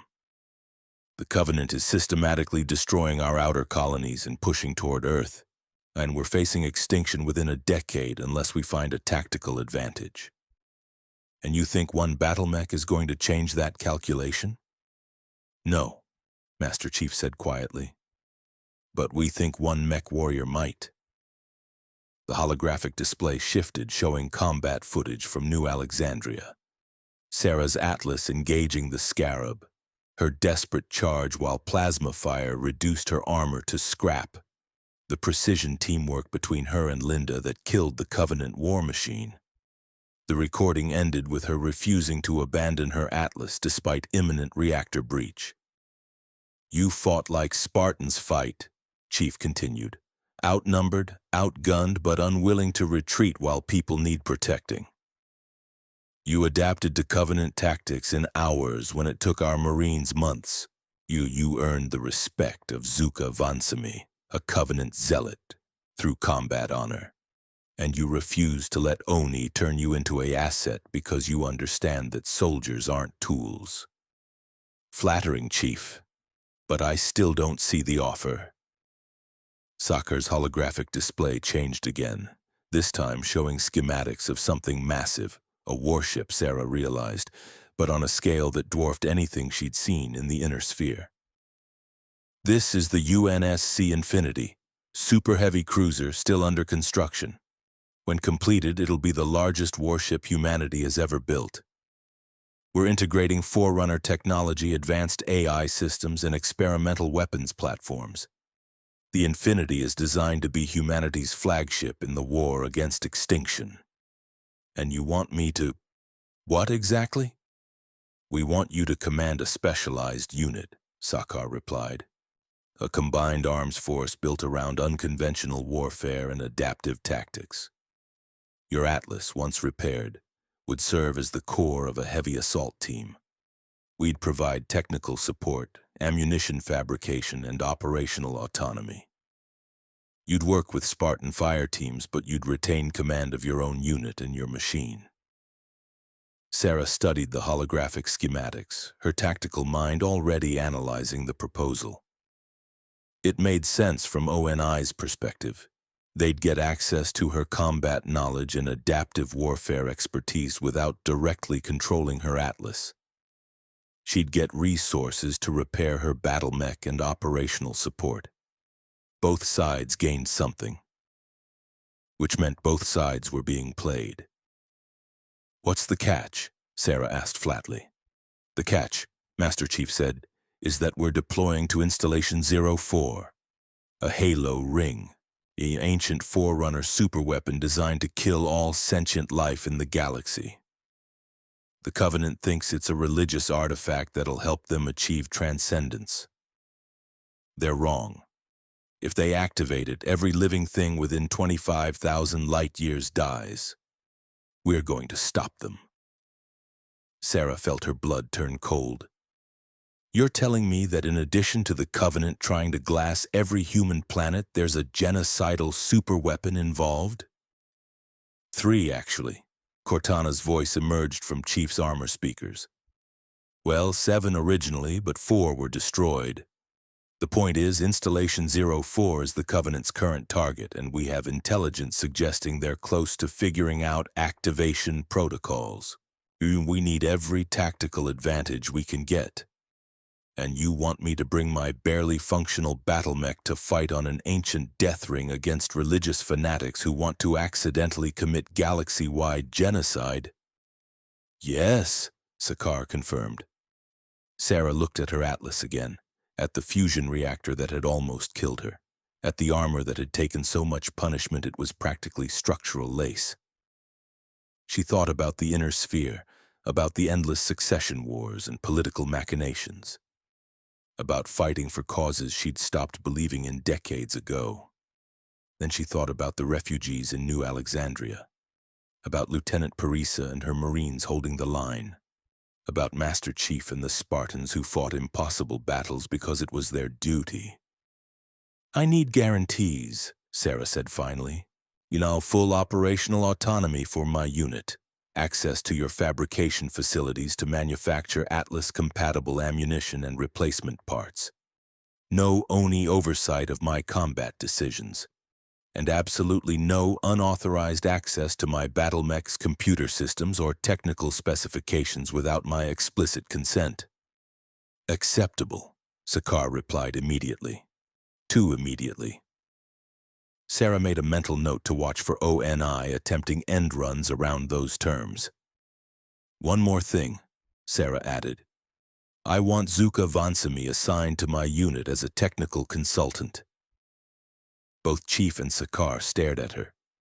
Cortana actually laughed, a sound like wind chimes made of sarcasm. You want to assign a Covenant Zealot prisoner to your combat unit? Sakar's voice carried the careful tone of someone wondering if they were dealing with insanity. He saved my life and my Atlas when he had no tactical reason to do so. He understands honor and engineering, and if we're fighting other Covenant forces, having someone who knows their tactics and can provide cultural intelligence is strategically valuable. Plus, I'm pretty sure he wants a rematch when my Atlas is repaired, and I respect that kind of professional dedication. Master Chief's helmet turned slightly toward Sakar. Sarah couldn't see his expression, but she imagined there might be the ghost of a smile behind that golden visor. I'll authorize it, Chief said. If the Zealot agrees. He's technically a prisoner of war, but after what he did on Reach, he's earned some consideration. Then we have a deal. Sarah extended her hand to Sakar, and the ONI commander shook it with a grip that suggested she crushed walnuts for stress relief. Welcome to the UNSC, Captain Chen. Try not to make me regret this. Commander, in my experience, the best soldiers are the ones who make intelligence agencies nervous. Consider it my professional specialty. As Sakar departed, Master Chief remained studying Sarah's Atlas with the analytical attention of someone who understood combat machinery. Chief, can I ask you something? Sarah said quietly. Go ahead. Those Spartans, Blue Team, Noble Team, all of them. They were taken as children, weren't they? Trained to be soldiers before they could choose. Chief was silent for a long moment, then. Yes. In my universe, we have something similar. The clans, genetically engineered warriors bred for combat, raised in military creches. I fought them during an invasion. They were magnificent soldiers and absolutely broken human beings. Am I okay? Chief's voice was utterly neutral. I'm a Spartan. We do what needs to be done. The ethics aren't for me to judge. But you think about it. Another pause. Every day? Sarah nodded slowly. For what it's worth, Chief, you and your Spartans are the best soldiers I've ever fought alongside. That doesn't excuse what was done to you, but I wanted you to know you're not just weapons to me. You're people who deserve better than this war gave you. Master Chief turned to face her fully, and even through the reflective visor, Sarah felt the weight of his regard. Thank you, Captain. That means something. He left without another word, but Sarah stood in the cargo bay, feeling like she'd just crossed a threshold she couldn't uncross. She'd chosen sides in a war she didn't fully understand, in a universe that wasn't her own, fighting for a species on the brink of extinction. And somewhere ahead, a halo ring waited, an ancient weapon designed to kill gods, now in the hands of fanatics who didn't understand what they were about to unleash. Sarah looked at her battered Atlas one more time. Well, old friend, she muttered, looks like we're going to war. Again. Try not to explode this time. The Atlas, inert and damaged, didn't respond. But Sarah could have sworn its death's head cockpit design looked almost eager. Installation 04 materialized on the pillar of Autumn's view screens like a fever dream given form. A massive ring structure 10,000 kilometers in diameter. Rotating gently in the void, its inner surface covered with terrestrial ecosystems that shouldn't exist in hard vacuum. Sarah stood in the frigate's observation deck, still wearing her cooling vest and neuro-helmet interface cables, and tried to reconcile what her eyes reported with what her engineering training insisted was impossible. It's a Dyson ring segment, Cortana explained, her avatar appearing on a nearby holographic projector. Forerunner construction, approximately 100,000 years old. Artificial gravity, contained atmosphere, and a main weapon system capable of sterilizing all sentient life within a 25,000 light-year radius. Also, it's infested with Covenant forces who think it's a religious artifact, and there's a parasite called the Flood locked in containment that makes the clan's eugenics programs look like a kindergarten project. Sarah absorbed this information with the professional calm of someone who'd long since stopped being surprised by the universe's ability to get worse. And my atlas? Loaded on Pelican dropship Echo 419, currently undergoing final ammunition resupply. Your fabrication request for autocannon shells was creative. Our metallurgists are still trying to figure out your propellant chemistry, but they managed to produce roughly 800 rounds of compatible ammunition. Consider it a field test. 800 rounds is half a normal combat load, Sarah pointed out. I'll burn through that in 3 sustained engagements. Then make your shots count. Also, your Covenant consultant is waiting in the hangar bay. Apparently, he has opinions about your Atlas's weapon configurations. Sarah found Zuka Vansami exactly where Cortana indicated, standing in front of her partially repaired Atlas with the critical eye of a shipmaster evaluating another captain's vessel. The elite's golden armor had been replaced with simple prisoner's harness, but he carried himself with undiminished dignity. When Sarah approached, his mandibles spread in what her cultural database suggested might be respect. Human warrior Chen, Zuka greeted formally. Your war machine endures. This speaks well of both engineering and pilot skill. Zealot, Sarah returned the greeting. I hear you have technical observations. Your weapon's configuration is inefficient for Covenant engagement, Zuka stated bluntly, gesturing at her Atlas's autocannon. Your kinetic projectiles penetrate energy shields effectively, but your ammunition consumption is catastrophic. Covenant doctrine relies on sustained engagement. We expect our enemies to deplete resources before our forces exhaust. Your machine fights as though supply lines are infinite. Sarah bristled slightly. My Atlas is designed for inner-sphere warfare where ammunition is plentiful and is irrelevant in this war, Zuka interrupted, his translator rendering the words without malice but absolute conviction. You fight in new universe now. Your old doctrine will kill you. I propose modification. Retain your autocannon for priority targets, but integrate captured Covenant plasma repeaters for sustained fire. Plasma weapons draw from your fusion reactor's energy output. Infinite ammunition, though heat management becomes critical factor. It was sound tactical advice from someone who understood both Covenant technology and Sarah's resource constraints. The idea of bolting alien weapons to her Atlas offended every mech warrior tradition she'd been raised with, but tradition didn't win battles.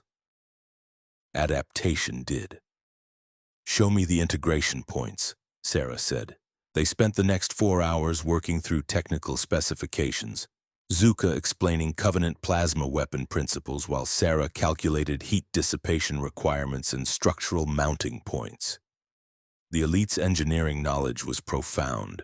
He understood power systems and weapons integration at a level that matched the best techs in the inner sphere. And he approached the work with a professional respect that transcended their status as enemies. Zealot, why are you helping me? Sarah asked finally as they reviewed the final modification schematics. Your Covenant. I'm human. Your people want mine extinct. Zuka's mandibles moved in a complex pattern Sarah's database couldn't interpret. The prophets decree your extinction based on religious doctrine I have followed my entire life. But you, Warrior Chen, showed me honor when you spared defeated enemy. This challenges what prophets teach, that humans are honorless demons deserving only death. I am reconsidering truths I believed absolute. That's dangerous thinking in a theocratic military. Yes, Which is why I accept assignment to your unit. Perhaps fighting alongside humans will resolve my doubt. Or perhaps it will confirm Prophet's wisdom. Either path leads to truth. Sarah extended her hand. After a moment's hesitation, Zuka gripped it with three-fingered grasp that could have crushed human bones, but remained carefully controlled. Welcome to the unit, Zealot. Try not to shoot me when we deploy. I make no promises, Warrior Chen, but I will consider carefully before doing so. The Pelican insertion to Installation 04's surface was everything Sarah hated about combat drops. Violent atmospheric entry, plasma fire from Covenant positions, and the constant awareness that one lucky shot could send her Atlas tumbling to destruction before she even reached the battlefield. But Echo 419's pilot, a woman named Fo Hammer who flew with reckless precision that reminded Sarah of dropship jocks in the inner sphere, delivered them to the landing zone with only minor hull scorching. Titans falling, Fo Hammer called out as the Pelican's magnetic clamps released Sarah's Atlas. Give 'em hell, Captain! Sarah's 100-ton battle mech hit the Halo Ring's surface with seismic impact, gyros stabilizing, sensors painting tactical data across her HUD. They'd landed in a massive valley surrounded by cliff faces, and judging by the energy signatures her computer was detecting, they'd dropped directly into a Covenant forward operating base. Contact! All directions! Sarah transmitted on the UNSC tactical net. I'm reading Wraith's Ghosts infantry formations and wait. What the hell is that signature? Master Chief's voice responded from somewhere ahead. That's the flood, Captain. Containment's been breached. You're about to see why the Forerunners built this ring. Through her external cameras, Sarah watched something emerge from the valley's shadows. Humanoid figures moving with jerking, unnatural locomotion, their bodies distorted by grotesque biomass growths. Some wore UNSC marine armor, others had Covenant combat harnesses. All of them were dead, reanimated by parasitic organisms that turned corpses into weapons. Oh, that's nightmare fuel, Sarah muttered, bringing her weapons online. Her newly integrated Covenant plasma repeaters hummed to life, drawing power from her fusion reactor. Cortana, hey, please tell me those things die when you shoot them. They die when you destroy the infection form controlling them or obliterate enough biomass that they can't function. Headshots work, dismemberment works, fire works really well. Unfortunately, there are approximately 4,000 of them between your position and the Covenant command center we need to reach. 4,000, right? Totally reasonable odds. Sarah checked her ammunition. AC/20 at full load, LRMs restocked, plasma repeaters at maximum charge. Her Atlas was as combat-ready as UNSC fabrication could make it. Chief, what's the tactical objective? Covenant are excavating the ring's control room. If they access the activation protocols, Installation 04 fires and kills everything in the galaxy. We stop them or we all die. Simple as that. Simple. Sarah had to admire the Spartan's ability to reduce existential horror to tactical clarity. Understood. Titan 1 advancing. Let's go save the galaxy. Sarah pushed her Atlas forward into the valley and 3 separate armies opened fire simultaneously. Covenant plasma bolts screamed from entrenched positions, their purple-white energy scorching her newly repaired armor. Flood combat forms charged with suicidal aggression, their infected biomass seeking to overwhelm through sheer numbers. And somewhere in the chaos, UNSC Marines and Spartans fought desperate holding actions against enemies on all sides. Sarah's AC/20 roared, each shell precisely targeted to maximize damage against massed flood formations. 20mm rounds punched through infected combat forms, the kinetic impacts pulping biomass and destroying the parasitic organisms controlling the hosts. Her plasma repeaters carved burning lines through Covenant infantry, The alien weapons functioning exactly as Zuka had promised, infinite ammunition. But her heat levels climbed rapidly. She had to manage her fire discipline, alternating between kinetic and energy weapons to prevent thermal overload. A flood form, something her computer designated as a carrier form, a bloated biomass sac filled with infection forms, exploded near her Atlas's right leg.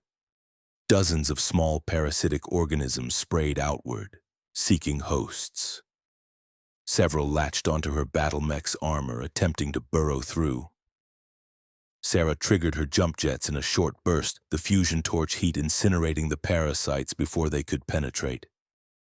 "Captain, you've got Wraiths repositioning on your 6 o'clock. Fred's voice cut through the chaos. "They're lining up for coordinated fire." Sarah pivoted her torso 180 degrees. One advantage of battle mech design was the ability to face threats without turning her entire chassis. 3 Covenant Wraiths had her in their firing solutions, plasma mortars charging. She didn't have time for precision targeting. Her LRM-20 launcher rippled, 20 missiles screaming toward the Covenant armor. The missiles impacted in overlapping patterns, overwhelming shields and detonating plasma ammunition stores. All 3 Wraiths vanished in cascading explosions. "Wraiths down," Sarah reported, her heat sinks glowing as they struggled to dissipate thermal buildup. "I'm at 70% heat capacity. Need to manage my fire rate." "Negative." "Captain," Cortana interrupted. "Covenant reinforcements incoming. Dropships deploying additional forces. If we don't break through now, we'll be overwhelmed." Sarah looked at her tactical display, at the Covenant command center 2 kilometers ahead, at the thousands of enemies between her position and the objective. Heat management was critical in battle mech operations. Push too hard and you risked reactor shutdown or catastrophic damage. But conservative tactics meant the mission failed and everyone died. She'd always hated easy choices. "All units, this is Titan 1. I'm executing an assault run on the command center. Recommend clearing my path and staying out of my firing lanes." "This is going to get loud." Sarah Chen opened her throttle to maximum, pushed her Atlas into a full combat charge, and brought every weapon system online simultaneously. The autocannon thundered, shells ripping through Flood and Covenant alike. Her plasma repeaters burned at maximum output, carving corridors of superheated destruction through massed enemy formations. Her remaining missiles launched in continuous salvos, turning the battlefield into an explosive hellscape. And her Atlas, this 100-ton monument to inner sphere warfare, crashed through enemy lines like a walking apocalypse. Her heat levels spiked to 90%. Her ammunition counters burned down with terrifying speed. Damage indicators flashed as plasma fire and flood biomass attacks chewed through her armor. Her cockpit temperature climbed past safe operating parameters, her cooling vest struggling against the thermal bloom. But she reached the Covenant command center, and the structure was enormous, a Forerunner facility repurposed by the Covenant, protected by energy barriers and defended by elite honor guards in golden armor. Sarah didn't slow down. She hit the energy barrier at full speed, her Atlas's kinetic mass and momentum punching through shielding designed to stop plasma weapons, not 100-ton battering rams. The barrier collapsed in a cascade of failing energy, and Sarah's battle mech crashed into the command center's main chamber. Covenant elites scattered, energy swords igniting, plasma rifles firing. Sarah's autocannon swept the room, the close-range impacts reducing honor guards to scattered biomass.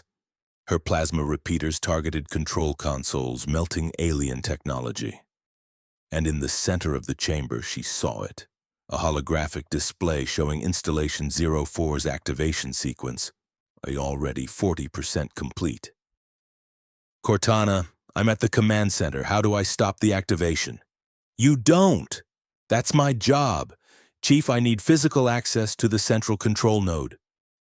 Through her external cameras, Sarah watched Master Chief burst into the chamber, moving with impossible speed, Cortana's data chip secured in his armor. He reached the control node, inserted Cortana's matrix, and the AI went to work.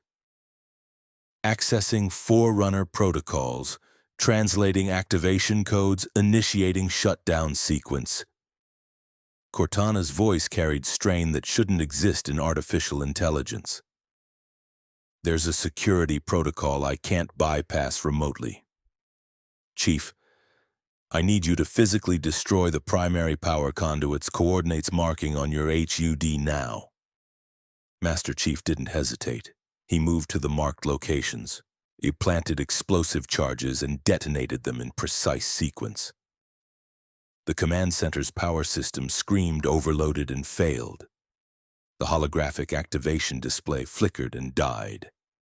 Activation sequence terminated, Cortana confirmed. Installation 04 is offline. We just saved the galaxy. You're welcome. Sarah's Atlas stood in the ruined command center, heat levels slowly declining, ammunition depleted, armor breached in a dozen new locations. Around her, UNSC forces secured the perimeter while Flood and Covenant forces retreated or died trying. Chief, Sarah transmitted, did we actually just stop a galactic extinction event? Yes, Captain, good work. And the Covenant? Still out there. Still trying to activate other Halo rings. Still want humanity extinct. And the Flood? Contained for now. But Installation 04 is compromised. Recommend we destroy the ring entirely to prevent future activation attempts. Sarah processed this. They'd won the battle, saved the galaxy, and the strategic situation was somehow worse than before. It was exactly like the Succession Wars. Victory just meant surviving to fight tomorrow's hopeless battle. Chief, in my universe there's a saying, death from above, glory from below. It means mech warriors accept that every battle might be their last, but we fight anyway because that's who we are. I think I understand Spartans now. We have a saying too, Captain. Spartans never die. They're just missing in action. We fight because giving up isn't in our programming. Sarah looked at her damage display at the cost of this single engagement, at the war stretching ahead into an uncertain future, and her Atlas was battered but functional. Her ammunition was depleted but could be resupplied. She was stranded in another universe, fighting a war she barely understood, for people she'd known for days, and she'd never felt more certain about where she belonged. Then let's get missing together, Chief. This galaxy isn't saving itself. The countdown to Installation 04's destruction began exactly 47 minutes after the Covenant activation sequence terminated. Sarah's Atlas stood at the edge of a massive chasm that her sensors identified as the ring's primary structural weakness. A fault line running through the Halo's superstructure where concentrated explosive force could trigger catastrophic cascade failure. Around her position, UNSC Marines rigged demolition charges while Spartans held defensive perimeters against flood forces that seemed to understand, on some horrible instinctive level, that the humans were about to destroy their feeding ground. Captain Chen, this is Master Chief. Demolition is 60% complete. We need another 20 minutes to place the remaining charges. How can you hold the perimeter? Sarah checked her tactical display. Her Atlas stood as the anchor for a defensive line that included Blue Team, a company of exhausted Marines, and Zuka Vansami, who'd requested permission to fight alongside UNSC forces and been granted field authorization by Master Chief himself. The Zealot operated a captured Wraith tank with disturbing proficiency, his plasma mortars coordinating with Sarah's fire discipline to create overlapping kill zones. Her ammunition status was critical, AC/20 at 18%, LRMs completely depleted, plasma repeaters functional but her heat levels dangerously elevated from continuous combat. She'd been fighting for 6 hours straight, her Atlas taking damage faster than her armor could ablate, her fusion reactor operating beyond safe parameters. Chief, I can give you 15 minutes. After that, my Atlas is going to be a 100-ton lawn ornament. Make your charges count. Understood. Cortana's calculating optimal detonation pattern now. Once we blow this ring, we've got approximately 8 minutes to reach evacuation pelicans before the structure comes apart. 8 minutes. Sarah had executed combat extractions in the inner sphere under similar time constraints. The catastrophic reactor breach on Solaris 7, the orbital bombardment withdrawal on Tukayid. Mech warriors trained for rapid evacuation because staying meant dying when the battlefield went critical. But those extractions hadn't involved jumping jets that were already showing stress fractures or a fusion reactor that might not survive another emergency burn. Chief, what happens if I can't make the extraction window? Silence for 3 heartbeats. Then Master Chief's voice, carrying something that might have been regret. Then you've got 8 minutes to decide if you're leaving your Atlas behind or dying with it. Sarah had known mech warriors who'd made that choice. Pilots who refused to eject from doomed machines, who rode their battle mechs into oblivion rather than abandon the weapons that defined them. She'd always considered it romantic stupidity, the kind of fatalism that got you killed for theatrical reasons. But looking at her Atlas's damage display, at the scars from New Alexandria and Installation 04, at the machine that had carried her through impossible battles in 2 universes, Sarah understood the temptation. I'll make the window, Chief. Just blow this ring and let's go home. Home? Chief repeated quietly. Where's that for you, Captain? The question hit harder than plasma fire. Home was the inner sphere, Solaris 7's arenas, the Lyran Commonwealth's military traditions, a universe she'd spent 40 years learning to navigate. Home was gone, on the other side of whatever dimensional anomaly had brought her here. She might never see it again. But home was also standing beside soldiers who'd earned her respect through blood and shared survival. Home was wherever people fought against extinction with the desperate hope that tomorrow might be better. Home is wherever the Spartans are, Chief. Now shut up and let me concentrate on not dying. The flood charged, and they came in waves that defied tactical logic. Infected combat forms throwing themselves at defended positions with no regard for casualties, carrier forms detonating to spread infection forms, and something Sarah's sensors identified as a flood-pure form that adapted its biomass in real time to counter threats. Her autocannon carved through them, 20mm shells pulping infected tissue, but for every flood form destroyed, 3 more emerged from the ring's corrupted ecosystems. Titan 1, you've got a pure form stalking your right flank. Kelly's voice cut through the chaos. It's adapting to your firing patterns, switching to a tank configuration to absorb your kinetic rounds. Sarah pivoted her Atlas's torso and saw it, a biomass horror the size of a wraith, armored with calcified tissue that her autocannon shells bounced off ineffectively. The pure form charged, moving with speed that shouldn't be possible for something that massive. She didn't have ammunition to waste on adaptive armor, but she had physics. Sarah triggered her jump jets, launching her Atlas 15 meters into the air in a ballistic arc that carried her directly over the pure form's charge. At the apex of her jump, she rotated her torso downward, aimed her plasma repeaters at the pure form's exposed dorsal surface, and fired at maximum output.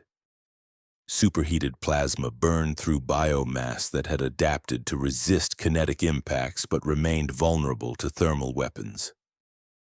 The pure form detonated in a spray of burning infection forms. Her Atlas landed hard, too hard.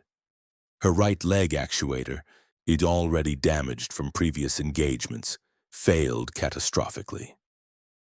Warning klaxons screamed as her gyros fought to maintain balance with compromised locomotion. Mobility compromised, Sarah transmitted, her atlas lurching forward on one functional leg. I'm combat effective but movement speed reduced by 40%. Captain, fall back to secondary defensive position, Master Chief ordered. We'll cover your withdrawal. Negative. If I fall back, the flood break through the perimeter and reach your demolition teams. I'm holding this position. Captain? That's an order, Chief. You said I had operational autonomy. I'm using it. Sarah Chen planted her atlas in the center of the defensive line, locked her gyros to prevent the damaged leg from buckling, and became a stationary fortress. Her autocannon swept left and right, each shell precisely targeted to conserve ammunition. Her plasma repeaters burned in controlled bursts, heat levels climbing but managed through discipline and experience. And when flood forms reached melee range, she used her atlas's left arm, the only limb still fully functional, to crush infected biomass with actuator strength that could bend steel. Zuka Vansami's Wraith moved to support her position, the elite's plasma mortars providing indirect fire support. Warrior Chen, your leg is crippled. This position is not defensible. Then it's a good thing I'm too stubborn to care about defensibility. Keep firing, Zealot. Linda's sniper rifle cracked from elevated position, each shot destroying infection forms before they could reach wounded Marines. Fred's explosives turned clustered flood formations into burning craters. Kelly moved through the battlefield like liquid death, her speed allowing her to engage and disengage faster than flood adaptations could track. And Master Chief fought at the center of it all, his assault rifle never silent, his shields absorbing damage that would have killed normal soldiers. His presence a rallying point that reminded everyone why Spartans were legends. Demolition complete. Cortana's voice transmitted across all frequencies. Charge is armed and synchronized. Detonation in T-minus 10 minutes. All personnel evacuate to extraction zones now. All units fall back, Master Chief ordered. Pelicans inbound, 2 minutes to touchdown. Move, move, move. The UNSC forces retreated in disciplined order, Marines providing covering fire while falling back by squads, Spartans screening the withdrawal, Izuka Vansami's Wraith laying suppressive plasma barrages. Sarah tried to move her atlas and felt the damaged leg actuator grind uselessly. Chief, I can't move fast enough. My atlas is crippled. Captain, abandon your machine. We'll extract you on foot. Sarah looked at her damage display, at the fusion reactor that was still operating despite everything, at the weapons systems that had saved hundreds of lives across 2 battles. Her neurohelmet's neural interface fed her the Atlas's status through direct connection. She could feel the machine's pain like it was her own body. Chief, I'm not leaving my Atlas. Captain, that's suicide. Maybe. Or maybe I've got one more jump in these jets. Sarah checked her jump jet fuel status, 8% remaining, barely enough for a 30-meter ballistic arc. Chief, through the damaged right leg dragging uselessly, gyro screaming protest as they fought to stabilize a ballistic trajectory that was more controlled crash than flight. Sarah's cockpit temperature spiked to lethal levels, her cooling vest failing, her neurohelmet's interface burning against her skull. She tasted blood from a bitten tongue, felt ribs crack from impact stress, and watched her damaged display cascade into complete red failure. But her Atlas flew. 200 meters, 100, 50. The Pelican's cargo bay loomed ahead, magnetic grapples deploying, and Sarah's jump jets sputtered out at exactly the wrong moment. Her Atlas dropped the final 15 meters like a stone, crashed into the Pelican's deck with an impact that buckled deck plating and slid to a halt against the far bulkhead. Go, go, go! Sarah screamed into the comm. I'm in. Extract now. The Pelican's engines went to full emergency thrust, climbing toward orbit, while below, Installation 04's demolition charges detonated in cascading sequence. Through her cracked cockpit canopy, Sarah watched the halo ring tear itself apart. Massive explosions running through the superstructure, the ring fragmenting into spinning debris, the ancient Forerunner weapon dying in fire and violence. Installation 04 destroyed, Cortana reported clinically. Flood outbreak contained through planetary sterilization. Covenant forces eliminated. Mission success. Casualties extensive. Sarah sat in her ruined Atlas, strapped into a command couch that had kept her alive through impacts that should have pulped human tissue, and tried to process what they'd accomplished. They'd stopped galactic genocide, and they'd destroyed a Forerunner superweapon. They'd survived, and the war would continue tomorrow because the Covenant had more rings, more ships, more fanatics willing to die for false gods. "Chief," Sarah transmitted wearily, "that drink, I'm definitely collecting." "Copy that, Captain. First round's on me. Second round's on you for giving me a heart attack with that jump." "Deal. Also, I'm going to need about 6 months of repair time before my Atlas is combat ready again." "Negative, Captain. We've got 3 weeks before deployment to Installation 05. Oni wants your battle mech operational by then." Sarah laughed, a sound edged with hysteria and exhaustion. 3 weeks, of course. Why would this universe give me time to rest? "Because Spartans never die, Captain. We're just missing in action.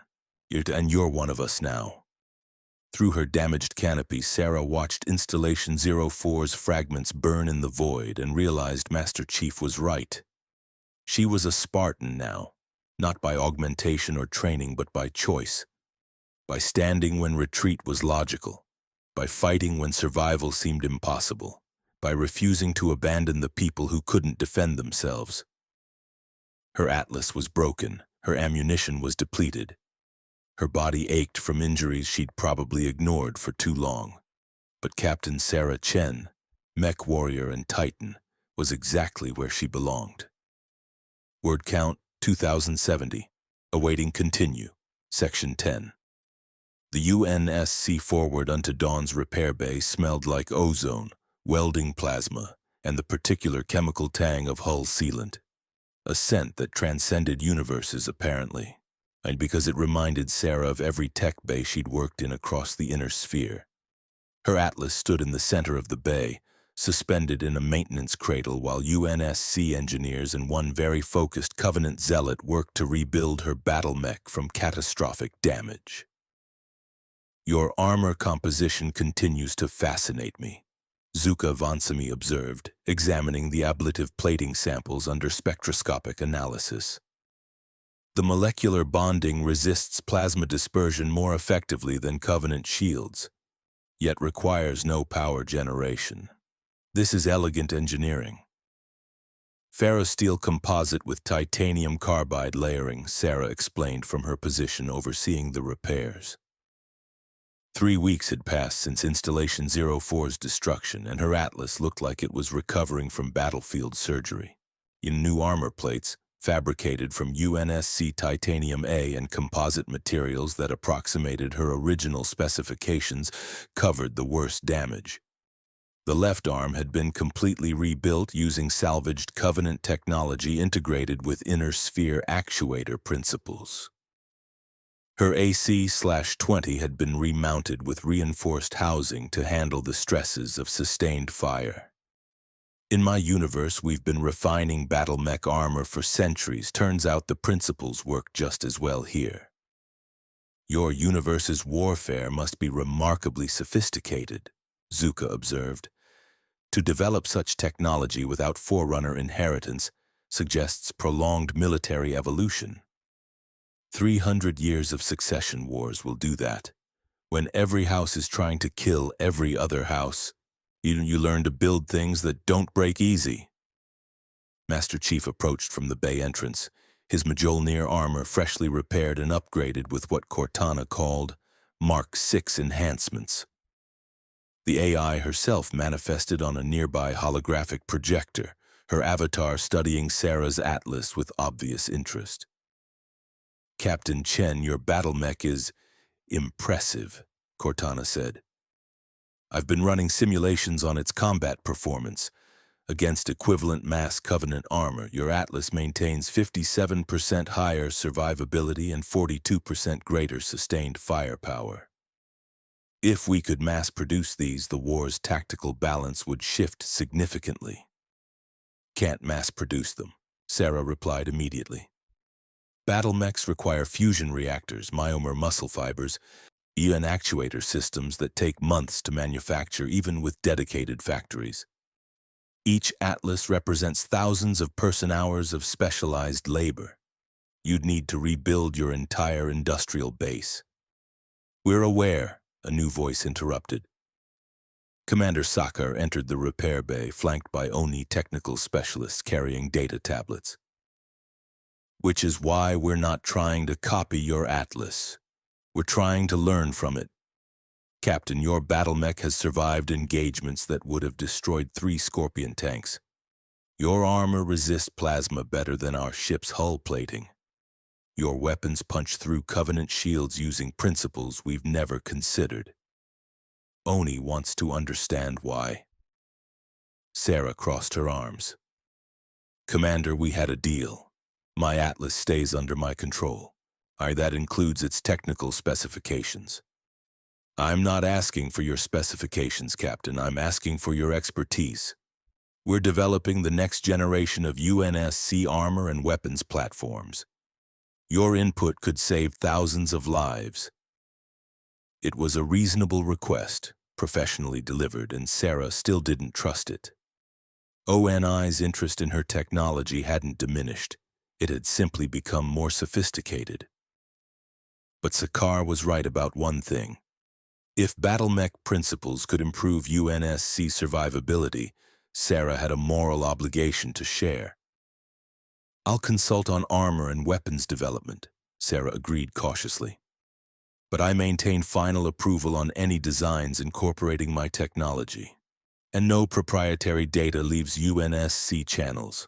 I don't want to see my Atlas's reactor design showing up in Covenant hands because someone's security got compromised. Acceptable. We'll establish a joint development program. Cortana will serve as technical liaison. She's the only AI cleared for Forerunner-level analysis anyway. I'm flattered, Cortana said dryly. Also, Captain, I've completed analysis on your neural interface system. It's remarkably sophisticated. You're essentially thinking the Atlas into motion rather than manually controlling it. That's decades ahead of our current neural link technology. Neurohelmet's standard for battle mechs, Sarah explained. Direct brain-to-computer interface allows reaction times faster than manual controls. It's also why mech warriors train for years. You need to learn to think in mechanical terms. Translate combat instinct into machine response. Could we adapt this for Spartans? Master Chief asked quietly. Sarah considered the question. Spartans already had neural interfaces for their Mjolnir armor. Their reaction times were enhanced beyond normal human capability through augmentation and technology. Adding battlemech-style neurohelmet control to Spartan armor could create something unprecedented. Theoretically, yes, but it would require extensive training and neural adaptation. The neurohelmet creates feedback. You feel the Atlas's damage like it's your own body. For Spartans who are already neurally linked to Mjolnir systems, adding another interface layer could be complicated. I volunteer for testing, Chief said immediately. Chief, we don't even have a prototype yet. Captain Chen learned this system. If she can do it, Spartans can learn it. Anything that makes us more effective against the Covenant is worth trying. There was that Spartan pragmatism again.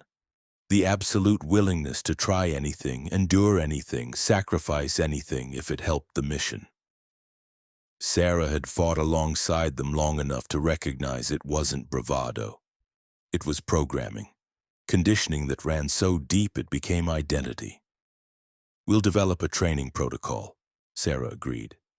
But Chief, if the neural feedback becomes too much, you abort the test. I've seen mech warriors burn out their nervous systems trying to push through bad neural interfaces. I'm not letting that happen to you. Something that might have been appreciation flickered across Chief's body language. Understood, Captain. Captain Chen, you have visitors, Cortana announced. Linda, Fred, and Kelly are requesting entry to the repair bay. The rest of Blue Team entered, and Sarah noticed immediately that they carried equipment. Linda with what looked like custom ammunition cases, Fred with explosive charges in standardized containers, Kelly with some kind of powered equipment Sarah didn't recognize. Captain, Linda greeted formally. We've been coordinating with UNSC Ordnance Development. These are custom ammunition loads for your autocannon, tungsten carbide penetrators with depleted uranium cores. They should maintain effectiveness against Covenant shields while providing better armor penetration than standard rounds. Fred placed his container on a nearby workbench. Breaching charges configured for your Atlas's manipulation systems. You've been using your battle mech for demolition work. These are optimized for that application. Remote detonation, adjustable yield, EMP hardened. Kelly's equipment turned out to be an enhanced cooling system. Your heat management is your primary limitation in sustained combat. This is an auxiliary heat sink array designed to integrate with your fusion reactor's cooling loop. It should give you another 30% heat dissipation capacity. Sarah stared at the Spartans, at the equipment they'd brought, at the careful thought that had gone into addressing her Atlas's tactical limitations. These warriors, child soldiers turned into living weapons, had spent their limited downtime developing upgrades for her battle mech. Thank you, this is... Sarah's voice caught slightly. In the inner sphere, mech warriors are competitive. We don't usually help each other improve. This is unexpected. Spartans work as teams, Captain, Master Chief said quietly. You're part of Blue Team now. We take care of our own. Part of Blue Team. Sarah Chen, who'd fought solo for 15 years, who'd survived the Solaris 7 arenas through individual skill and ruthless self-reliance, was being offered something she'd never expected.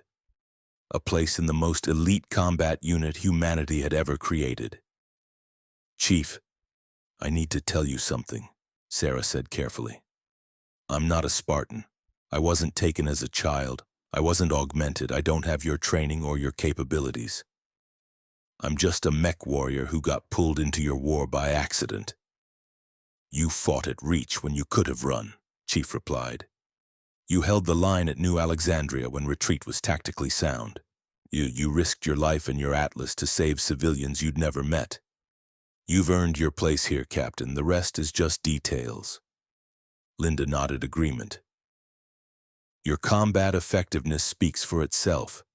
You've adapted to Covenant tactics faster than most UNSC units.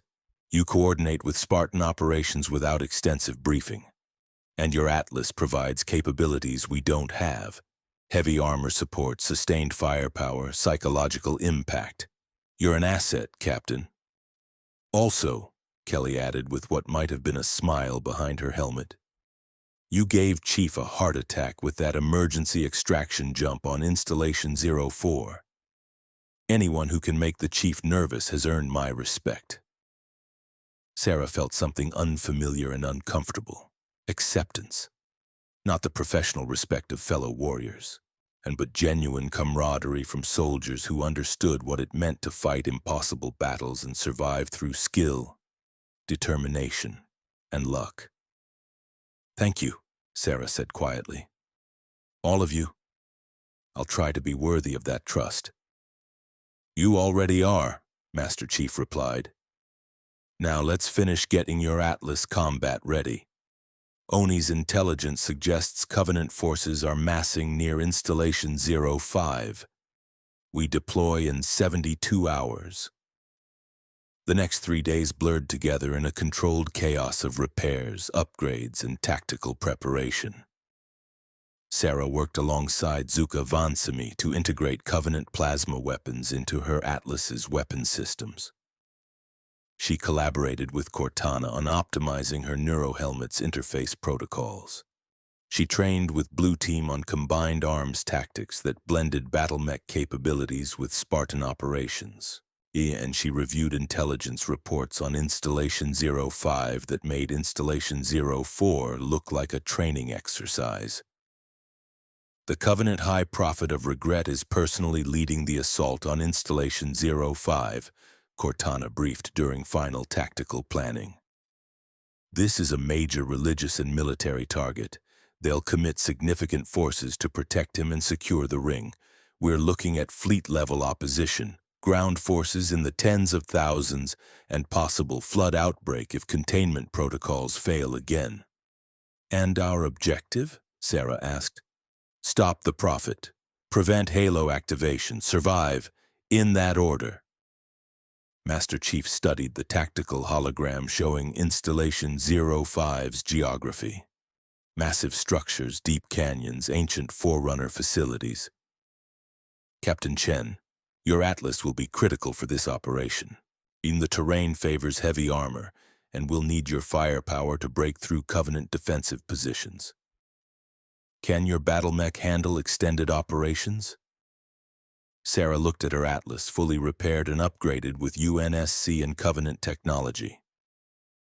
The Death's Head cockpit design stared back at her with empty eyes that had seen 2 universes worth of warfare. Chief, my Atlas has walked through nuclear fire, fought Clan Omni mechs, survived the Solaris 7 championships, and killed a Covenant Scarab with a 100-ton flying tackle. Installation 05 is just another battlefield. Good. Because we're going in hot and we're not coming back until the Prophet is dead or the ring is secure. Spartans, gear up. Captain Chen, mount up. We've got a galaxy to save. Again. Sarah climbed into her Atlas's cockpit, settled into the command couch that had kept her alive through countless battles, and activated her neurohelmet. The neural interface engaged with familiar electric clarity, and she felt her battlemech systems come online like extensions of her own body. New armor, upgraded weapons, enhanced cooling systems, her Atlas was better than it had ever been. A fusion of inner sphere engineering and UNSC innovation.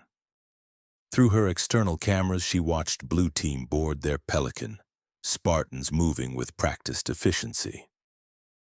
Zuka Vansimi operated a captured Wraith that he'd personally modified, the Elite's golden armor replaced with UNSC-compatible combat harness, but his warrior's bearing unchanged. And somewhere in orbit, the UNSC fleet prepared for another desperate battle against overwhelming odds. Titan 1. E-systems check, Sarah transmitted on the tactical net. All green, Captain, Cortana confirmed. Fusion reactor optimal, weapons armed, ammunition at full load. You're ready for deployment. Blue Team status. Ready, Chief replied simply. Zealot. Prepared for battle, Warrior Chen. May we both find honor in combat. Sarah Chen took a deep breath, felt her Atlas respond to the unconscious command, and smiled behind her neurohelmet. She'd been pulled from one universe to another, lost everything familiar, and found herself fighting a war for species she'd barely known. She'd nearly died more times than she could count. Her Atlas had been shattered and rebuilt. She'd earned the respect of legendary soldiers and the enmity of intelligence agencies. And she'd never felt more alive. All units, this is Titan 1. You Spartans never die. They're just missing in action. Let's go make some noise. Her Atlas strode toward the Pelican Bay, each footfall a promise of violence and a testament to survival. And Captain Sarah Chen knew with absolute certainty that wherever humanity fought against extinction, wherever Spartans held impossible lines, wherever hope defied despair, her 100-ton monument to warfare would be there, walking through fire.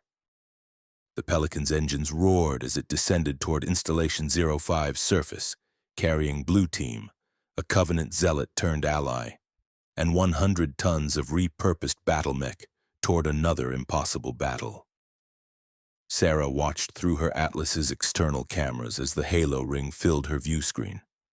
Another ancient weapon, another extinction threat, another day in the UNSC's desperate war. But something had changed. Sarah had arrived in this universe alone, disoriented, fighting for survival without understanding the stakes. Now she fought alongside Spartans who'd earned her loyalty through blood and shared sacrifice. She commanded respect from warriors who measured worth in combat effectiveness, not political maneuvering.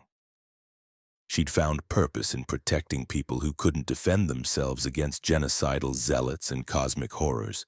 Master Chief's voice cut through her contemplation. 2 minutes to drop zone. Captain, are you ready?